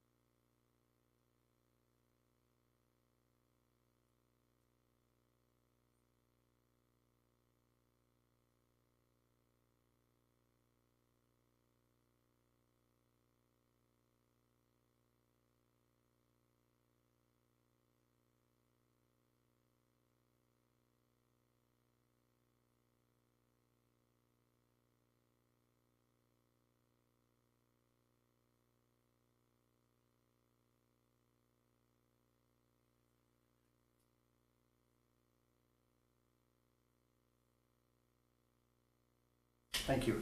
Thank you, Kara. We will now call the hearing back to order. Next property on the docket is 161 Dollard Boulevard, pardon me. And will you swear in or affirm today? Okay, please state your name. Andrew Kirby? And do you swear the evidence you'll present is the truth, the whole truth, and nothing but the truth, so help you God? Yes. Yes, you. And you'll be speaking as well? Probably not, but Maybe just in case? Yeah. Your name, please. Richard Jean, And do you swear the evidence you'll present is the truth, the whole truth, and nothing but the truth, so help you God? I do. Thank you. Thank you, Kara. Would you have anything to distribute? Yes. Oh. I've got 5 of those. Very nice, thank you. Welcome. Thank you. Okay. Thanks, Karen. Good afternoon, Ms. Kirby. I assume you're the property owner and you filed the appeal? Yes. Okay, thank you. We're dealing with 161 Dollard Boulevard, Dollard? Okay, there we go. We are on page number 12, 11. And we are dealing with a 2018 supplementary assessment, I guess. Ms. Sharp, when you are ready, please. Okay, perfect, thank you. The subject property is 161 Dollard Boulevard, parcel ID 0607092800, located in area 502, Central St. Boniface. The property is a 2.5-story multifamily conversion, which basically means it's a property that was built as a single-family property at one time, but has now been converted to have several suites in the property, so it's no longer single-family. The property is 1,808 square feet with a full basement, and has basement finish of 550 square feet. And we have that there are 3 bathrooms in that property, no garage. It's on a lot size of 5,383 square feet, and it is on a bus route with light traffic. The property is located fairly close to the St. Boniface Hospital, just off of Taché, I believe. Okay, so the property that we are discussing is currently assessed at $387,000, which works out to about $214.05 a square foot. Okay, there are 2 recent sales showing on the bottom. The first sale took place for $297,000, and that was a sale that was in March of 2014. The time adjusted sale on that is $308,000. And the second sale, the 2017 sale, took place in April of 2017 according to the MLS. And that was at the $406,000, so that is a post-reference sale by a few weeks. Okay.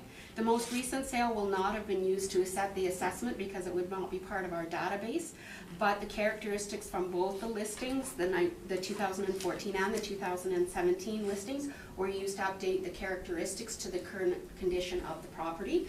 Okay. From my understanding of reading the MLS listings, there are 2 suites. The main floor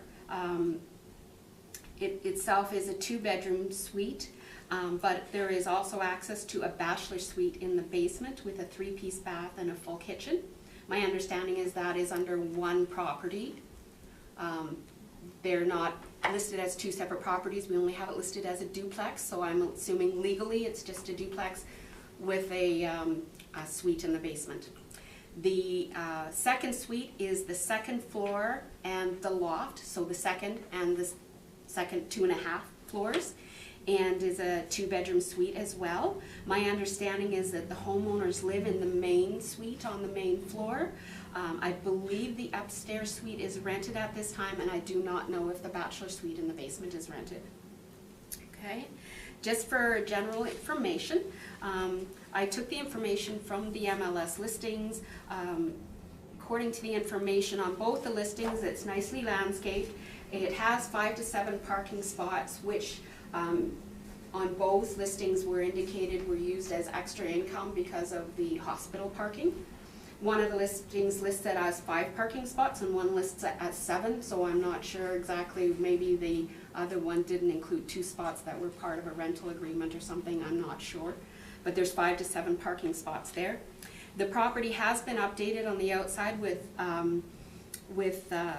maintenance-free siding, and also has a large wraparound deck on the front of it.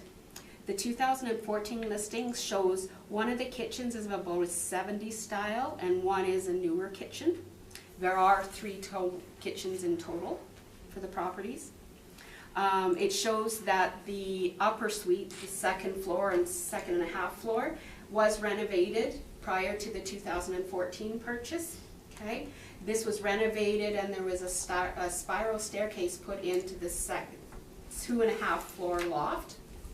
And on the 2017 listing, it shows through the pictures and through the write-up that it's pretty much been completely updated. The painting has been done, the flooring has been done, updated kitchens or new kitchens have been replaced in all 3. The lighting has been updated, interior doors have been replaced. So basically they've completely tidied the interior before it was listed for the 2017 sale. So between 2014 and 2017 there was quite an upgrade. There were no permits taken out for any of the work. We have no indication of how much work was done. The only permit I was able to find was one in 2012 for a 200 amp. That's the only permit that we have. Okay, so the comparable properties that we have, comparable number 1 is 475 St. John Baptiste. It's a 2.5 story dwelling.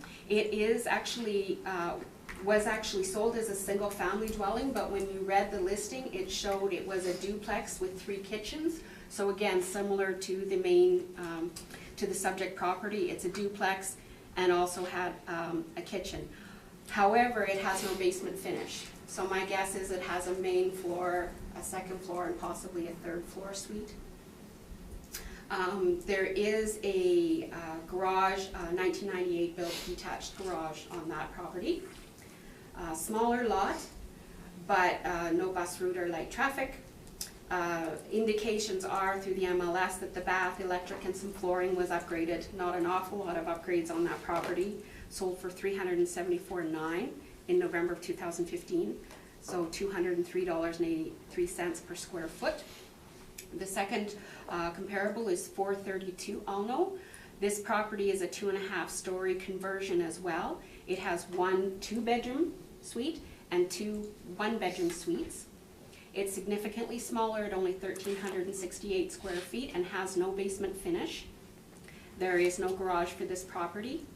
Significantly smaller lot at 3,190 square feet, and it is located on a bus route.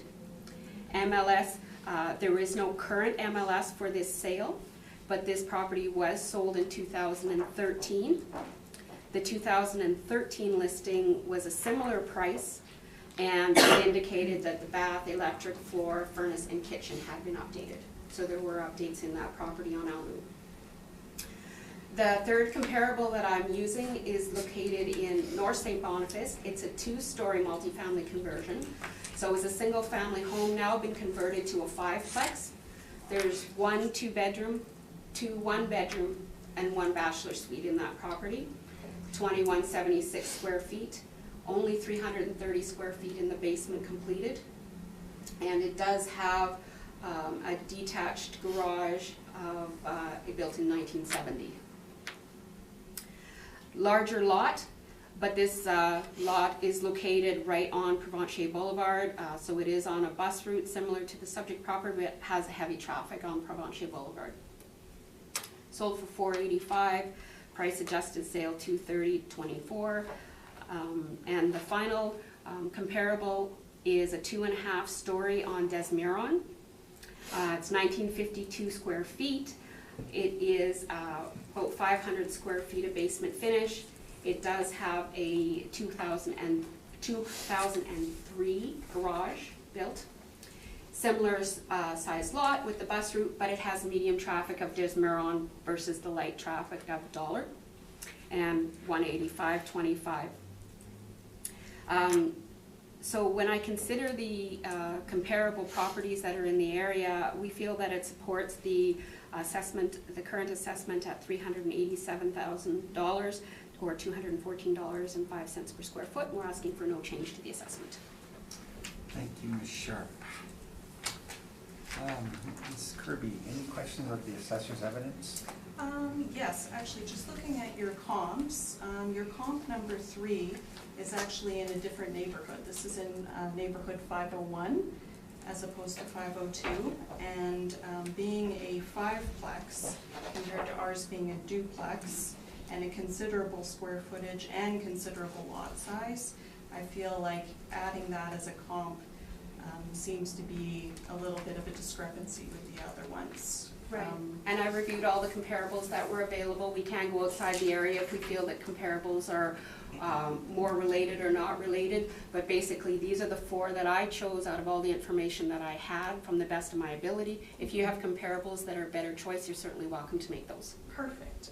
Also, just a couple notes, and we've only had the property for 8 months, so you'll have to excuse if there's some mistakes here, but as far as going with your assessment here, the suite that we live in the main floor, it's actually just a 1-bedroom.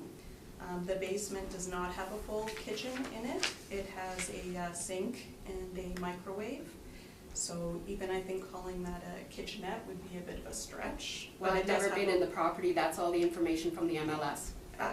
Yes, and I'm just saying that's incorrect. Not a legal suite in the basement, obviously, only 1 bedroom. The upstairs is also only a 2-bedroom.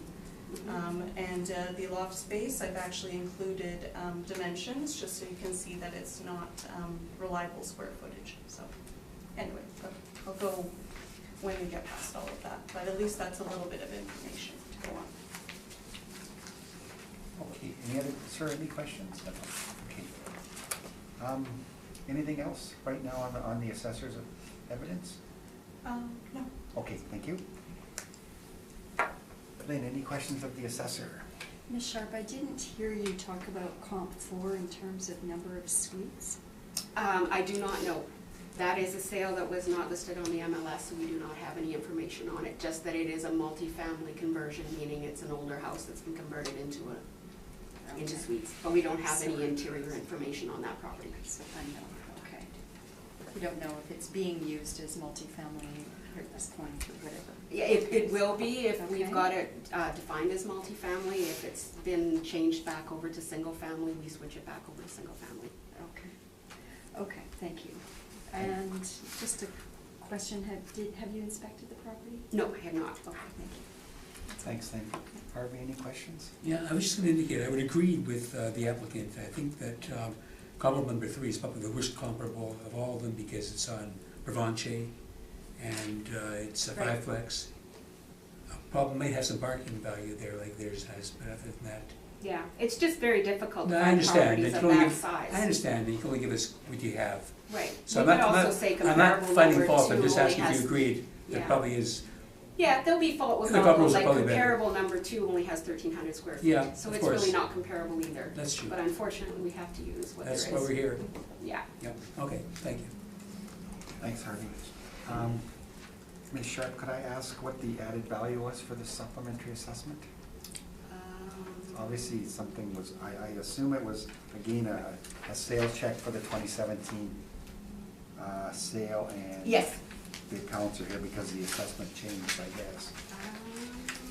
I'm not sure if I have. Not significantly.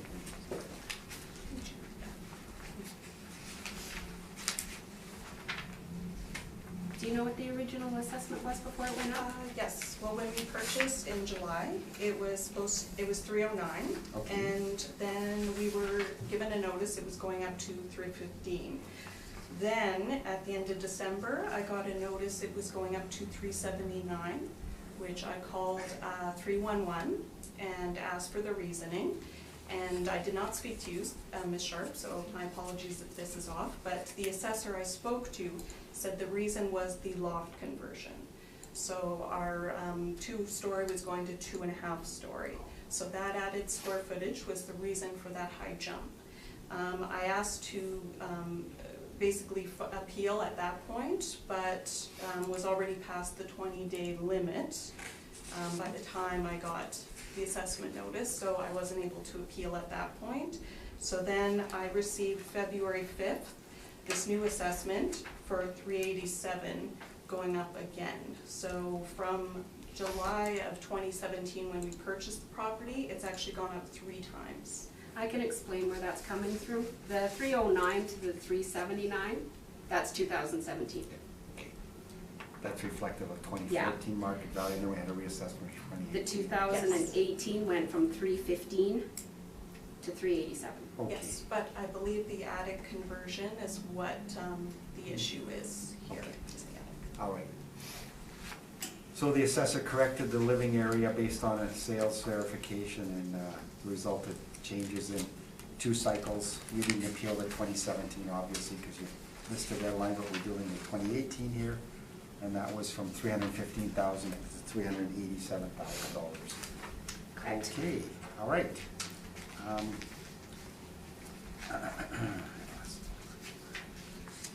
It's the, no, I will ask, no, I will ask you, Ms. Sharp. Parking stalls, obviously we got that overflow from the hospital. There's revenue available there by renting out the stalls. I assume if it's on the MLS, it's probably legal to do so. Maybe you can't answer that.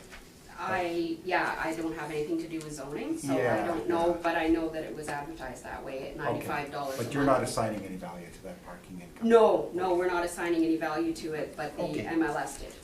Yes. Okay, we'll find out what's going on there. All right, that's my questioning. Panel members, anything else arising? Okay. Ms. Kirby, when you are ready, please. Sure. So I guess if you open up your docket that I prepared here, it basically just shows some of the assessment details. So really going from when I printed this property assessment in July of 2017 when we purchased, it really the only massive changes is going from a 2-story to 2.5-story. So that's really that paper is reflecting. Now going into some evidence and sales data. Obviously I got all of this off of the city's website. And I think this is probably one of the only instances where our house is actually a part of this data, because it was sold in 2014, which is really quite funny. So what I did is I actually took the older homes, so between 1900 to 1940, with a similar square footage to ours, between 1,600 and 2,000 square feet, minus or plus about 200 square feet. And I came up with 14 homes that actually matched, and I've highlighted all of them for you. So I've also indicated where the lot size, or there was a garage, or what the square footage difference is. And so from those 14 homes, and ours is included in there, because it was a 2014 sale, the average price, sale price, would actually be $328,000. So I actually used 2 of Ms. Sharp's comps in my sale, but I also eliminated the comp number 2 because it's a smaller square footage than ours. So you can see from that sales data that actually our price of what we're assessed at for the same time period is considerably different. If we keep going, I've actually taken a picture of the outside of her home that shows the little, I guess it's a dormer on the side there for the attic conversion. And I've also just printed off, this is all current assessments in our neighborhood. We kind of stand out like a sore thumb now. But if we go to the actual picture here, sorry if I'm going too fast. This picture actually shows the attic conversion that we're talking about. So right now there's a twin bed in there just for scale. It's actually not being used as a bedroom anymore, but when we purchased it, the previous tenants were using it as a illegal bedroom, which again, it's not. There isn't an egress window for this to be used as a bedroom, but you can see the size and the dimensions. It's actually quite small, and the only headroom over 7 feet is right at the top of the roof line. So the vast majority is under 7 feet. So really, the usage of this space would be kind of forced to be maybe an office or storage. It's not really livable space. We can't legally rent it as a third bedroom, and so I feel like the evaluation is a little off for that attic conversion. The last couple things I added were just a couple new triplex listings in the area. Now these are all brand new within the last month, and they're actually. I'm sorry to interrupt, but sorry. we're to be honest, we're not going to put any of it or weight in this evidence because it's post-reference. We're looking at Okay. 2016 and before, Sure. and yeah, we wouldn't. We wouldn't use We it. wouldn't. No We problem. wouldn't put any weight to No it at all. problem. Okay. I think one of the things that your first applicant kind of touched on, because he was a neighbor in our neighborhood that we've just purchased and also purchased in 2017, is one of the reasons that so many of these houses have gone up so considerably in 2017 was the mortgage rules changed, and the interest rates were gonna rise. So it really forced a lot of homeowners to kind of pick something and purchase something, maybe a little higher value, just to kind of compensate. So I feel like our neighborhood now, in a 2018, would actually be lower than what we paid for it.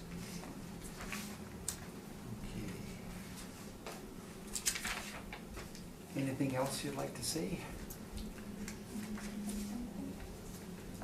No, I guess looking at the comps, if you were to actually take this fiveplex out and use just her comp 1, comp 2, and comp 4, it would change the average price square footage to about $199.61. So I guess that's really where I feel that our property should be addressed at. Okay, so approximately $200 a square foot. Yes. All right, and we'll determine exactly what you're going to request. Okay. Ms. Sharp, you need a moment to do a little analysis there before you ask questions. Yes, can you tell me where you got that number from? The number here, The 190 something, yes, I took out your comp 3. right? And then I just used 1, 2, and 4, and then Right. did an average. Of the square Average of footage. which line? Of the sale price per square foot. Okay, we use the time adjusted, because we're adjusting it to April 1st. Sure. Okay. Yeah, which comes out to 202.79. Perfect. Well, that's quite a bit different. And the, hey, so, you're speaking about some attic conversion that you think adjusted the value of the property, and I'm not sure I understand where that's coming from. Did they add, before you bought it, did they add a half floor on top of the second floor? It was a 2-story in 2014, and then at some point, it became a 2.5-story. When we purchased it, it was a 2.5-story, so. So somebody actually between 14 and 17 actually added attic space into it. See, we weren't aware of that. Sorry, finished attic, they finished Yeah. the attic. The attic was Okay. always there. Yeah. So I And was we only speaking- have 200 square feet assessed. Well, I'm pretty sure it's- they got bumped up one of those 3 times because of the square footage of the attic. I was told when I spoke to an assessor at the end of January that the reason that the valuation went up so high was due to the attic. So that's the information I'm going on. Well, I can't speak to what information you were given. That was one of the considerations, but we didn't add square footage.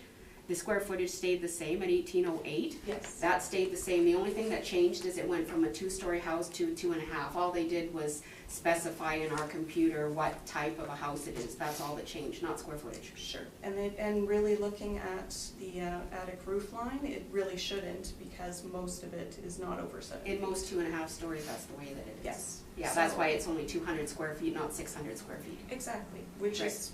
we're agreeing is correct, but the only reasoning I was given why it jumped from 309 to 379 originally in December was the attic.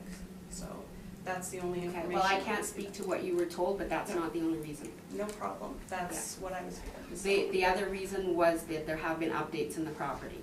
And there have been updates in the property, correct? There have, but I believe the MLS listing is a little deceptive in that you say there's brand new kitchens, there's brand new everything. Really, it's all used appliances. The kitchens have been painted, you know, like white paint, painted over wood. The flooring is all older flooring, it's warped. We need a brand new boiler this year, we need a new hot water tank. So I feel like looking at just the pictures from an MLS listing, unless you actually see it in person, you really don't know what kind of, you know, fit and finishes. And also I was told fit and finish really doesn't apply here. Well, yes, it fit and finish doesn't apply in the fact that we don't look at each individual thing, but you're not gonna value a 1920s house that has had no renovations done to it at all, the same as you're gonna value a 1920s house that's completely been renovated. Yes. You know, it's condition. I disagree in that everything is brand new, and I think some of the changes, like the, you know, misinformation about the kitchens, three kitchens, extra bedrooms, so I think it's just, the information you were given was incorrect, so. Well, we had to have one of our assessors that was out recently with the last owners and did an inspection, and they came back and said there were 3 kitchens. So unless something has changed since that point, I'm not sure what happened. We've only owned it since Okay, July. do you know the condition of any of the properties that you've highlighted? I really can't without going into any of them. Okay, do you realize that you've included everything that's 1 story, 1.5 story, 2 story, 2.5 story? I went by square footage, Okay. so. Okay, do you realize that 1.5 story houses sell differently than 2.5 story houses and? I'm going by the square footage and the sales data that's given there. Okay.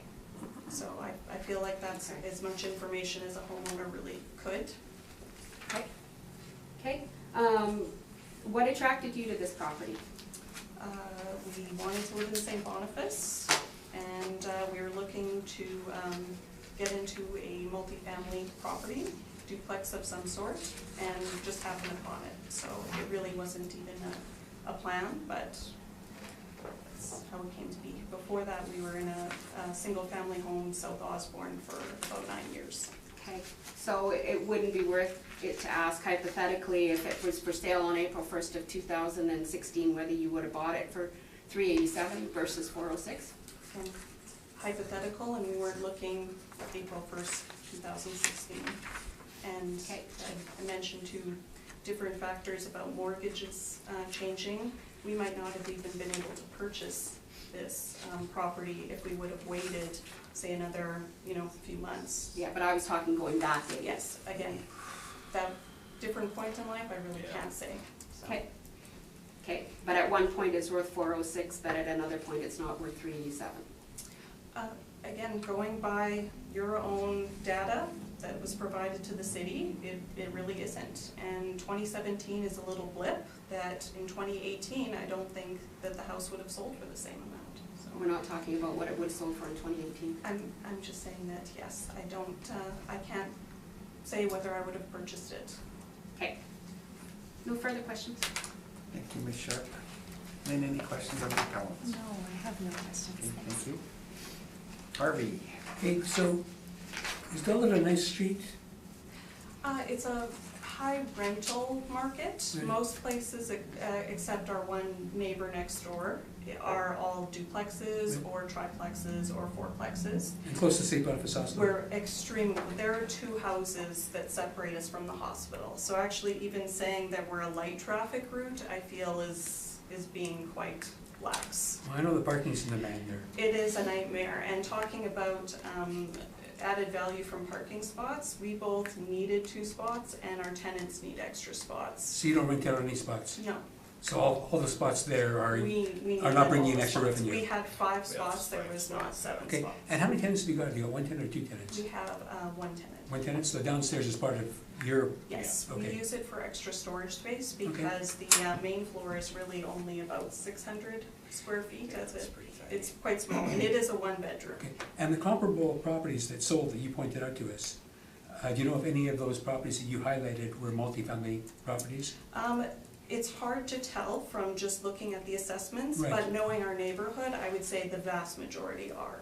But you don't know that, you're surmising, you don't know. I can't tell, Okay. I'm not given that kind of information. I know the city had that, and I'm just saying You know, they've given examples of comparables that were Yes. multifamily. Being that we're in a R2 zoned neighborhood, generally the Okay. majority are. Okay, thank you. No more questions. Thanks, Harvey. Okay, Ms. Kirby, I'm gonna deal with the, I'll call it a comparable sales report, okay? Okay, so you've highlighted 14 homes, I believe. Yes. I quickly went through them, and about 7 of them are completely different house styles. Okay. So we've got like 1.5 stories and 1 story. Anyway, so 7 of them seem to be, I've accepted the 2-story are the same as the 2.5 stories, rightly or wrongly. So we've got 7. In your analysis, you're asking for 328,000. Or I'm are you not- just saying that that's the average price? I was wondering what square footage you, 1,800. sorry, selling price per square foot. Did you do that Oh. kind of analysis?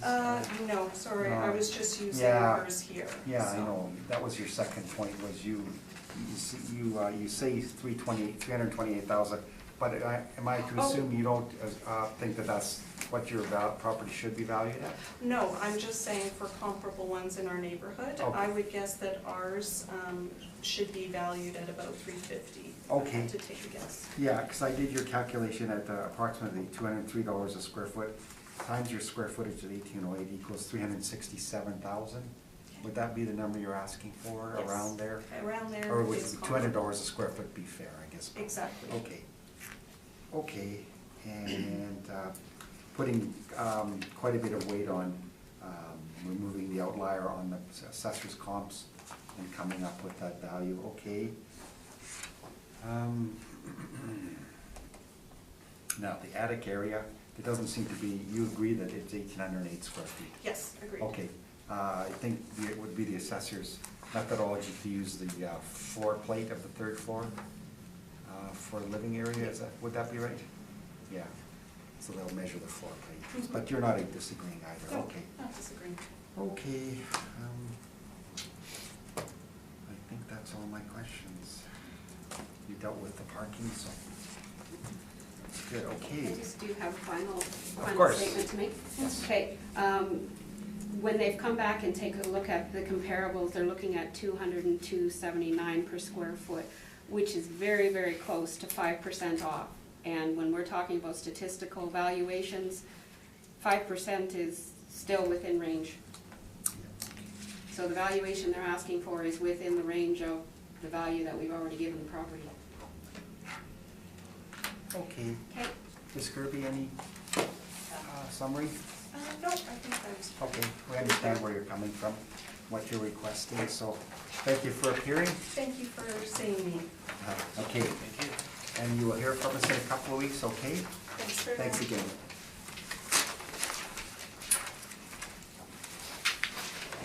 Okay, last but not least. Save the best for last. Yeah, 861 Jubilee Avenue, unit number 1. Now, Marty, how are you? You know, I'm good for the half hour. You okay? Yeah, so it seems to be good. All right. I'm not gonna be really. No, we don't mean to pressure you. Long-winded. Okay. Will you swear in today or affirm? Okay. Please state your name. Now, when you do swear the evidence you present is the truth, the truth, nothing but the truth, so help you God? I do. Thank you. Yes, Mr. Duke. Yeah. Perfect. Thanks so much.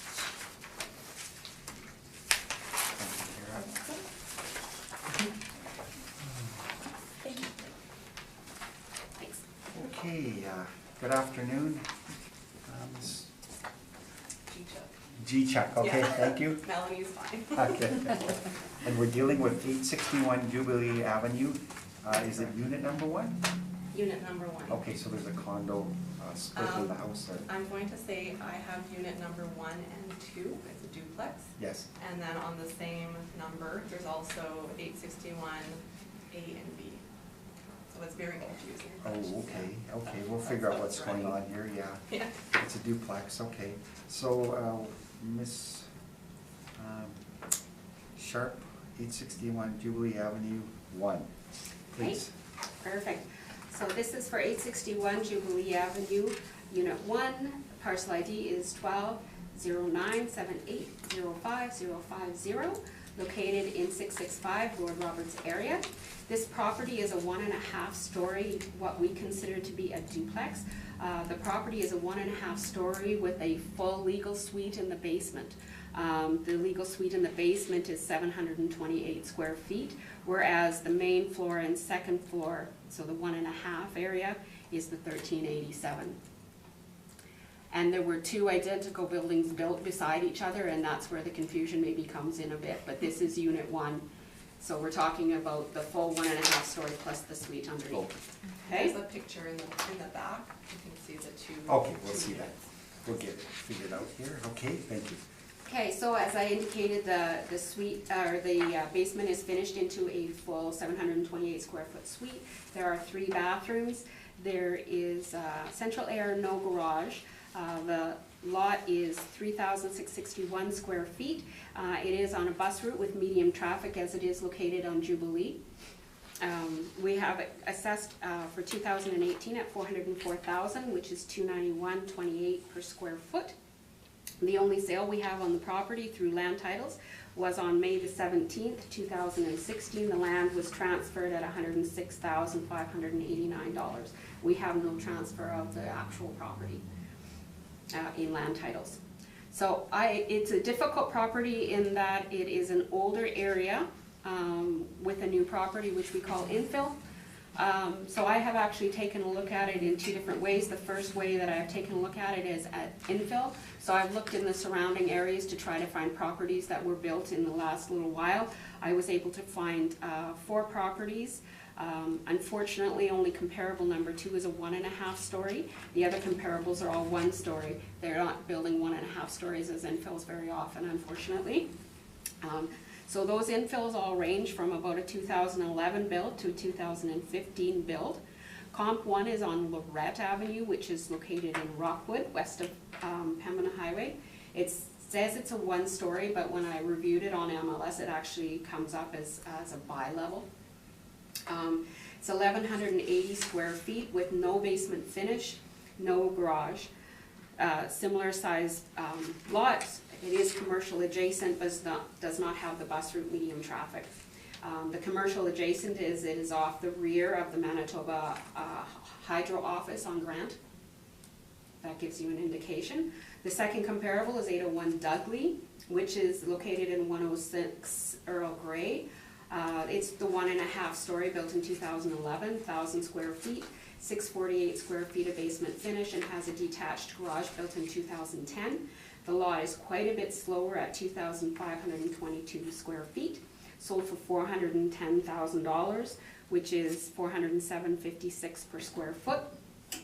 Comparable number 3 is 547 Hetherington, which is located in the subject area of 665 Lord Roberts. It's a 1 story built in 2015, 1,203 square feet, no basement finish, and it has a 1986 garage on the property before the building was built.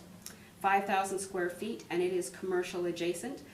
The commercial adjacent to this property is a smaller 3-story apartment block across the back lane from this property, so it doesn't have a large impact on the property, but we do have commercial on it.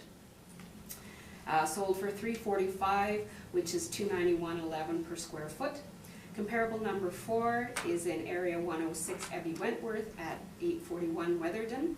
1 story, 2013, 800 square feet of basement finish, has a detached garage built in 2013, about the same size of lot, but it is located on medium traffic influence backing onto Grant, and has the influence of a small community park beside it.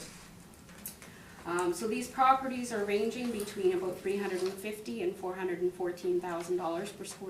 $414,000, which ranges from about $291 to $407.56 per square foot, and we feel that that supports our current assessment of $404. And the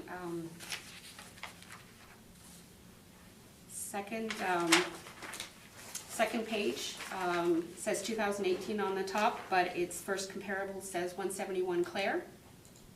These are the ones that are older buildings that are closer to the property. They're in Riverview area and Rockwood area. They're all 1.5 stories, all about 1950, all renovated, ranging in about 1,200 to 1,500 square feet. They've been in some range or another of renovation, but no matter how they've been renovated, they're not a brand new property. And those sales ran from about $377 to about $475, which is about $296 per square foot up to about $356 per square foot. So again, we feel that both methods support the assessment valuation on the current value. All right, thank you, Ms. Sharp. Any questions of the assessor's evidence? I do, actually, not about the evidence. Sorry about, I was a little surprised that they were all single-family homes. But I think I would have went through the same angle. As you'll see, I don't have any comparables, just because there really are none. Like, it's kind of a unique house. So my question was surrounding, I feel that some of the, since I'm paying per square foot, I feel like the square footage is off by about 50 square feet. So can I check on that and get back to you, Ms. Sharp? That is something that we can check. If it's about 50 square feet, my guess would be that it has to do with the stairs to the second floor. Got it. A lot of builders don't include that. We do include that for square footage, and that usually runs about 50 to 80 square feet depending on the building. So that could be the difference, but I certainly can check on it. Okay, and then second question is, at what point do you, on my end, the suite in the basement is 643 square feet of finished space, from 900. So I guess at what point is a finished basement a finished basement? Because I have a utility room down there that's unfinished. Right. We use exterior measurements, not interior measurements. So if the interior measurements are 600 and some, then we use the exterior measurements, and then we would subtract off. We usually, to be finished, it has to be the flooring, ceiling, and walls done. For the entire space, or like a utility room with no finishing? Usually the utility room we don't include, so quite often the square footage of the basement will be smaller than the square footage on the main floor, Okay. when we're talking about finished space. Got it, okay. That's it. Okay, thank you. Then any questions of the assessor? No, I think I'll wait to hear what the appellants bring. Okay. Thank you. Harvey? I don't have any questions either, thank you. Okay, well, Ms. Sharp, I guess, difficulty in finding a 1.5 story duplex, I guess. Sorry, that was my choice. I asked for a 1.5. Yeah. I picked the plan and I picked it. So that makes it difficult for the assessor to come up with comparables. So you've chosen to do single dwellings to support the lesser value of the duplex, I guess. In your opinion, which would be more valuable in the marketplace, a duplex or single family? You know what, it's tough. I would normally say a Yeah. 1-story, but in this particular condition, because of the size of the lot, the 1.5 story makes sense because it uses extra space. Yeah.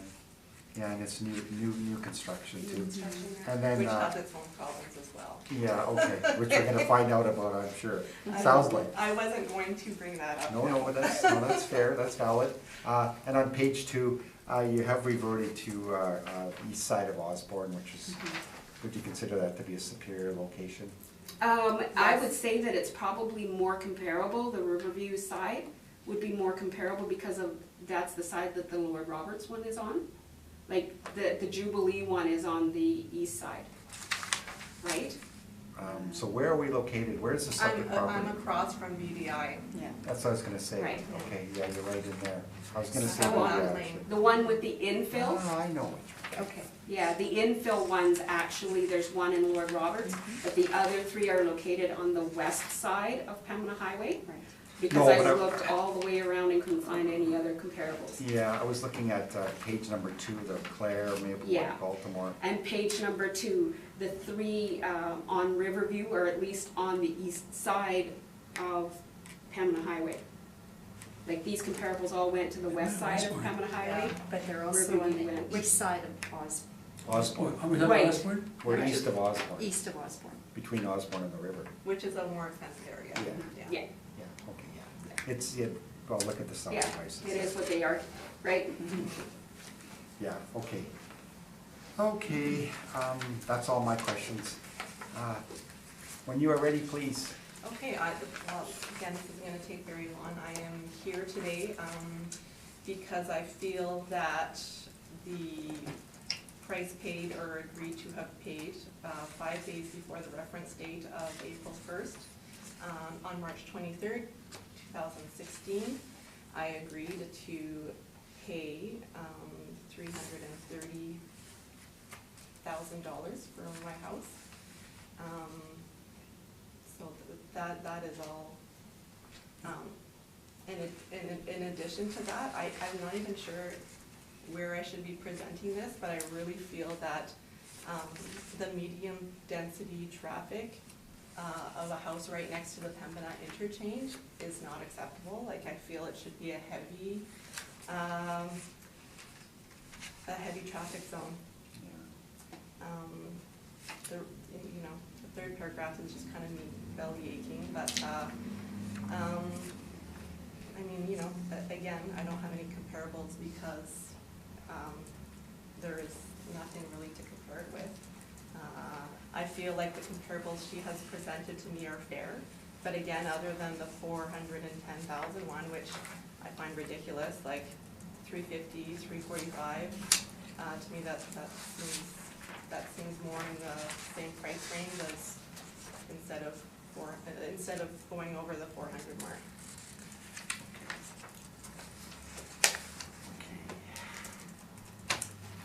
And I've included the documentation. I've highlighted, kind of the amounts, pertaining to the lot and the house. The traffic flow map, just to give you guys an idea, this is a 2015 city map. It can be found on the website. I realize it's not, I couldn't quite zoom in enough to see the numbers, but I've compared the traffic on Jubilee to other streets that are of equal kind of traffic count, truck route, and I found the number to be quite off, actually. So I'm hoping someone can take a look at that. The last page is a picture of my house with the lovely Pembina Highway sign right kitty corner to it. So it's kind of a tricky area. It's very busy. Could I interject here? So in Yes. your opinion, it should be heavy traffic based on analysis of Archibald, Dakota, and Inkster, which are considered heavy? Would that be Absolutely. good? Okay. Yeah. Yeah, that's, The numbers are there. The numbers in some cases are double. yeah. As well as, I mean, Jubilee is an interesting street because it's the only street in Winnipeg that has the truck route that it's zoned as, has a 6-wheel, 6-tire maximum, but it's a 24-hour, there's no time limitations on that. It's just the 6-wheel, Yeah. and it's the only street in Winnipeg that has that designation. Yeah, we're aware of that traffic flow for sure. Yeah, and especially with the construction And you made reference to structural problems. Maybe you'd like to address that right now. the only thing I will say that it's not a high-end house, like it's very basic, in finishings. So far, what I'm going through right now is that I have to redo the entire floors in my whole house because they weren't installed properly. So it was kind of, I should have probably picked a different builder, but, lesson learned for next time type Yeah. thing. Okay, Overall, I am still happy with the home. all right. Okay, if you think of anything else, don't hesitate to bring it up. Okay. Ms. Sharp, any questions of the appellant? Where did the chart come from? Was that off of the City of Winnipeg website? The one with the black top? Yeah. No, this is what I've made. I put that together based on my findings. looking back at the city assessment site, as well as the traffic site and the truck route. Okay. But it's all based on City of Winnipeg information that you can find online. Okay, just a little bit of information for you. Mhm. Medium doesn't necessarily mean medium traffic. Okay. Everybody in this city who doesn't have a traffic influence is nothing. Okay, so I live on a residential street Got in the you. middle of nowhere, I have nothing on Mhm. mine. Mhm. Light means it's a heavier street, Mhm. okay? For example, one of the ones they were using was Henderson, just off of Henderson on Yes. Bonner, okay? Mhm. So that's light, there is some traffic. Yours is considered medium, which is certainly heavier than that. Mhm. But in my understanding, heavy traffic would be something like Pembina Highway, the perimeter, Portage. Absolutely, I yeah. agree with you. However, based on the research I've done, most heavy traffic, like even Dunkirk, for example, is heavy traffic. It's just around the corner, and yet the traffic volume is less than on Right, Djibouti. and you're saying that according to the information you've looked up, we have heavy traffic on Corden and Osborne and Archibald, and we have heavy traffic on all of those? Absolutely, yes, between in those areas, which, like it says Osborne, and then it says 30,400. Okay. So that would be Yeah. the daily traffic Well, and I volume. can definitely look at it, and I understand your concern with that, Yeah. but medium traffic is actually quite high. But it would still be different than living on Main Street or Portage, Yeah. which is high Yeah. traffic. Yeah. So I get where you're coming from. Yeah, and I mean, Yeah. I have asked that question, like what designates, what does, like, you need to have a boulevard, like what does this mean? Yeah, and I don't No set one's those, been able to answer me. yeah, I don't set those rates, it's done again computerized, it's all Okay. generated by the computer by usage. So anything that's got a bus route on it has light traffic as a minimum, but Got there's you. medium traffic. I Okay, think, so just to let you know, we're not considering you medium traffic. We understand that you have a lot of traffic on that street. okay, well, Yeah. fantastic, thank you very Yeah. much. Yeah, and unfortunately, we just have absolutely no access to any of this information that she's provided because it's not filed in Land Title's office, so we don't know what she paid, which is kind of the best of all results because it's a blind study. We have no idea what she paid, and this was what it was assessed at based on the comparables. Yeah, okay. And- So whether she underpaid, whether we have everything over-assessed, I don't know, but I don't know where Yeah. the variance is coming from. No, that's right, we'll figure out exactly what the cost was. and Right. everything. You know, I'm just gonna interject here right now and ask Ms. Sharp, I'll ask on your behalf, if it was considered, does the model give more of an allowance for heavy traffic labeling than medium traffic? It is, but it would take an awful lot to get it from medium to Oh, I heavy see. because I can do it, I just need to know what steps I have to take. Do I need to speak to a lawyer? Do I need to? Yeah, I know. Go for it. Everybody has to speak in the. Yeah, Do yeah, I need to talk okay, to all the okay. neighbors? Okay, so the model doesn't different, or isn't, for instance, there'll be a $15,000, I'm gonna give an example here, the model would say, should be an allowance of $15,000 in the marketplace. For a medium, would it say 22,000 or 25,000 for heavy traffic? I have no idea, and again, it'll depend on the area, Yeah. it's all Okay. dependent All on right. the area. I also feel like I should mention, I don't have the information with me to show you, but on my block, which also has properties facing onto Rosedale, which is a nice, lovely, quiet street, like I'm gonna be the highest valued house. Assessment wise? Yes, Oh, and there are some houses Yeah. facing onto Rosedale that Yeah. are larger, have garages, Yeah, are newer. well, probably the assessor would explain that new house is gonna, Yeah. in theory, but we're not gonna go into assessment comparisons. But I yet. understand the. Yeah, yeah. Okay, Lynn, any questions? Yeah, you have an agreement here that talks about how much you paid, and that Yes. was to build Yes, the property yourself, or through a builder, obviously, Yeah. not Mhm. yourself. And that comes to $330,000? yes. Mhm. Okay, and that was, I just wanna make sure I'm reading this right, in March of 2016 you entered into that agreement? Yes, I did, yeah. March 23rd. Okay.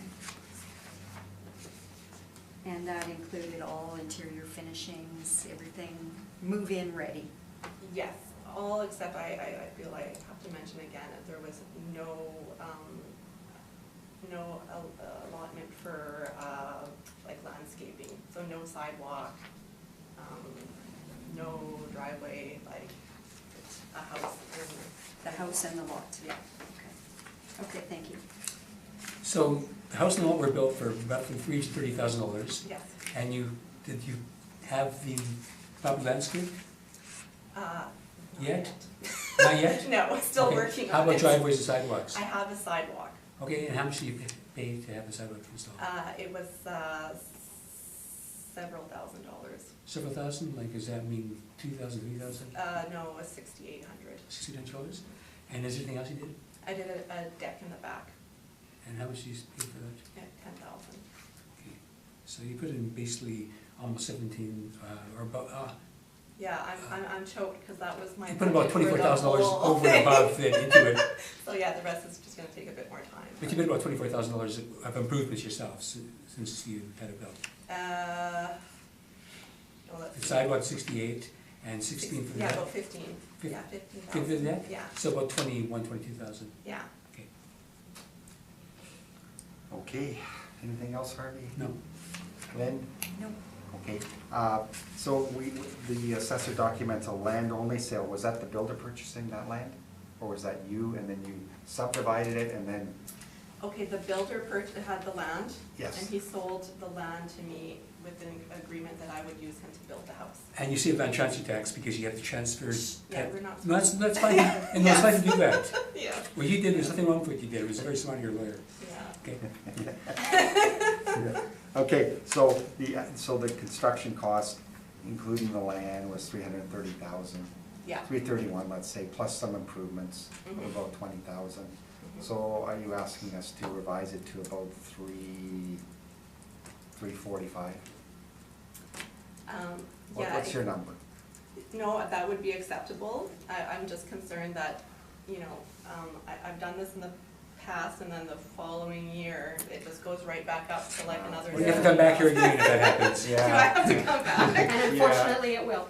Yeah, There it's we a go. reassessment, right? So this is where like I really want to get the whole heavy medium traffic thing sorted out because. May I suggest, and I probably shouldn't, that when you get a preview program letter showing you what your valuation is, Yeah, that you should contact the assessment department directly okay. and try and set up an appointment to meet with them and maybe present the history of what's happened Like at the bring in board. some donuts or Yeah, something. or, no, and maybe ask for some duplexes in the area, 2 stories.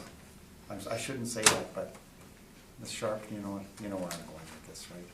Maybe 2-story duplexes would give her an idea. Maybe they Yeah. support the assessment again, it's kind of Like, it's an odd. the guy, like, Yeah. they built my duplex and they said never again. They said we will never again be building 1.5-story duplexes, so. Yeah, This- it's, and I shouldn't tell the assessor what, I do not Yeah. mean to to judge what you brought in here at all. No, I think you did I think you did a fantastic job with what you brought in because. We're just trying to get to the truth. An opinion of truth, of value. But, well, especially on the first page, second page, I don't even, just because the. No. it's a And if there were different area. duplexes, I would have used them, so I obviously there know. just weren't any. I'm sorry, I was That's out, okay. I was out of line, that was bad of me to suggest. And that's why I had to go to the west of Yeah. having I a know. highway instead, and, yeah, I didn't wanna do No, that. it's a difficult one. Yes. It That's is, why everybody's here. it's a tough That's right. area. Yeah, it is. Exactly. Give us the hard It is. work, we gotta figure it out. Yeah. It's kind of landlocked and Yeah. it's unique, like, and the reason it was funny, because I was actually looking at in St. Boniface, and I couldn't afford anything. No, so I know, went to it's Fort Rouge. very, very expensive, I agree with you. Okay, all right, any summary required? No, I'm good, thanks. Okay. Thank you very much. for Thank you very sharing. much. Yeah, thanks for, well, you had a interesting Well- afternoon at the board anyway. Yeah, it was neat to Can hear I just other, bring them in and we can other get stories. of the properties? I can open We'll check and see if Doug is here. We're gonna take a I don't quick know. I've got 5 recess. minutes, well, I've got 5 minutes, we need to get.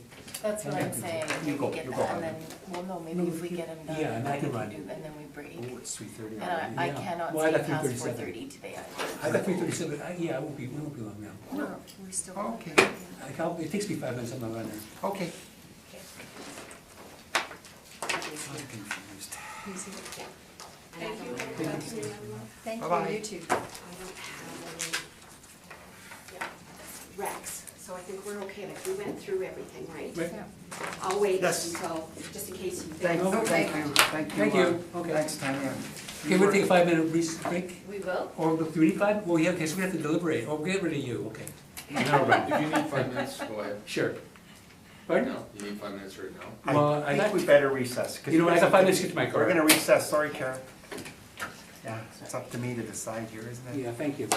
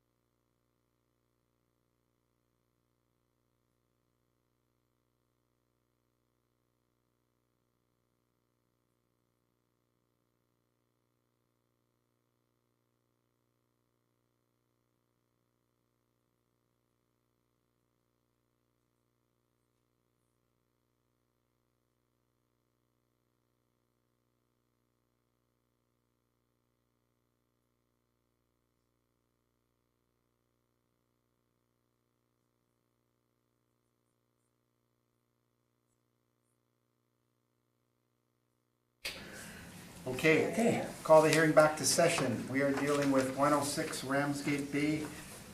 Kara, could you sign in the assessor? Yes. or swearing, pardon me. Please state your name. Do you swear the evidence you present today is the truth, the whole truth, and nothing but the truth, so help you God? Thank you.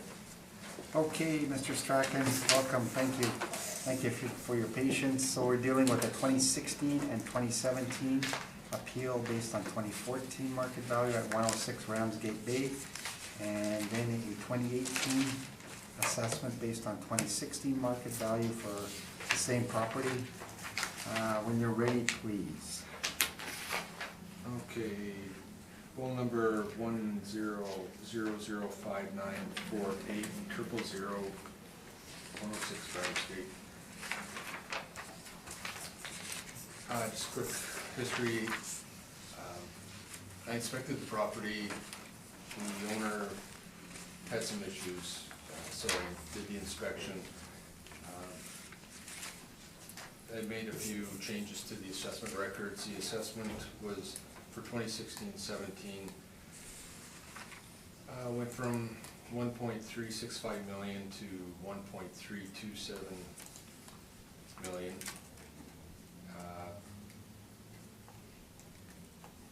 I emailed the owner and offered the recommendations. I did not get a call back whether or not it was accepted. Okay. And the same goes for 2018. 1.437 million, the original assessment. And the assessment value I offered to change it to is 1.386 million. And I didn't get an answer on that number as well. Okay, what we're showing on the rec is the recommendation for 2018 is 1,367,000? Correct. Okay, I think you just stated a different number. Oh, sorry, Yeah. 1 second. Yes, 67, sorry. So the recommendation 2018 is 1,367,000. Based on characteristic changes, contacted the owner and they did not respond, they did not accept. They didn't get back to me at all. Yeah, So, no confirmation. no confirmation. Okay. So I'll leave the recommendation in place Okay, unless the board would prefer to not accept it in 46-2, but I'm still applying the recommendation. okay. So, Thank you very much, Mr. Strachan. Yes, that concludes I'm sorry, does anybody have any questions? I Yeah, apologize. you invite them to respond to you, yes, and they didn't. correct. I gave an explanation if it wasn't accepted, or I was going to submit the recommendation. I would submit it to the board, and the board may reduce the assessments accordingly.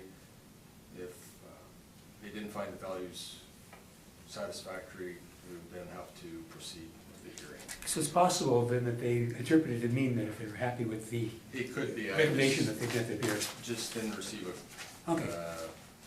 reply. That's so- fair. But I leave the recommendations in place. Then any questions? No questions. Okay, that concludes our hearing. Thanks, Mr. Thank you. Strachan. Thank you.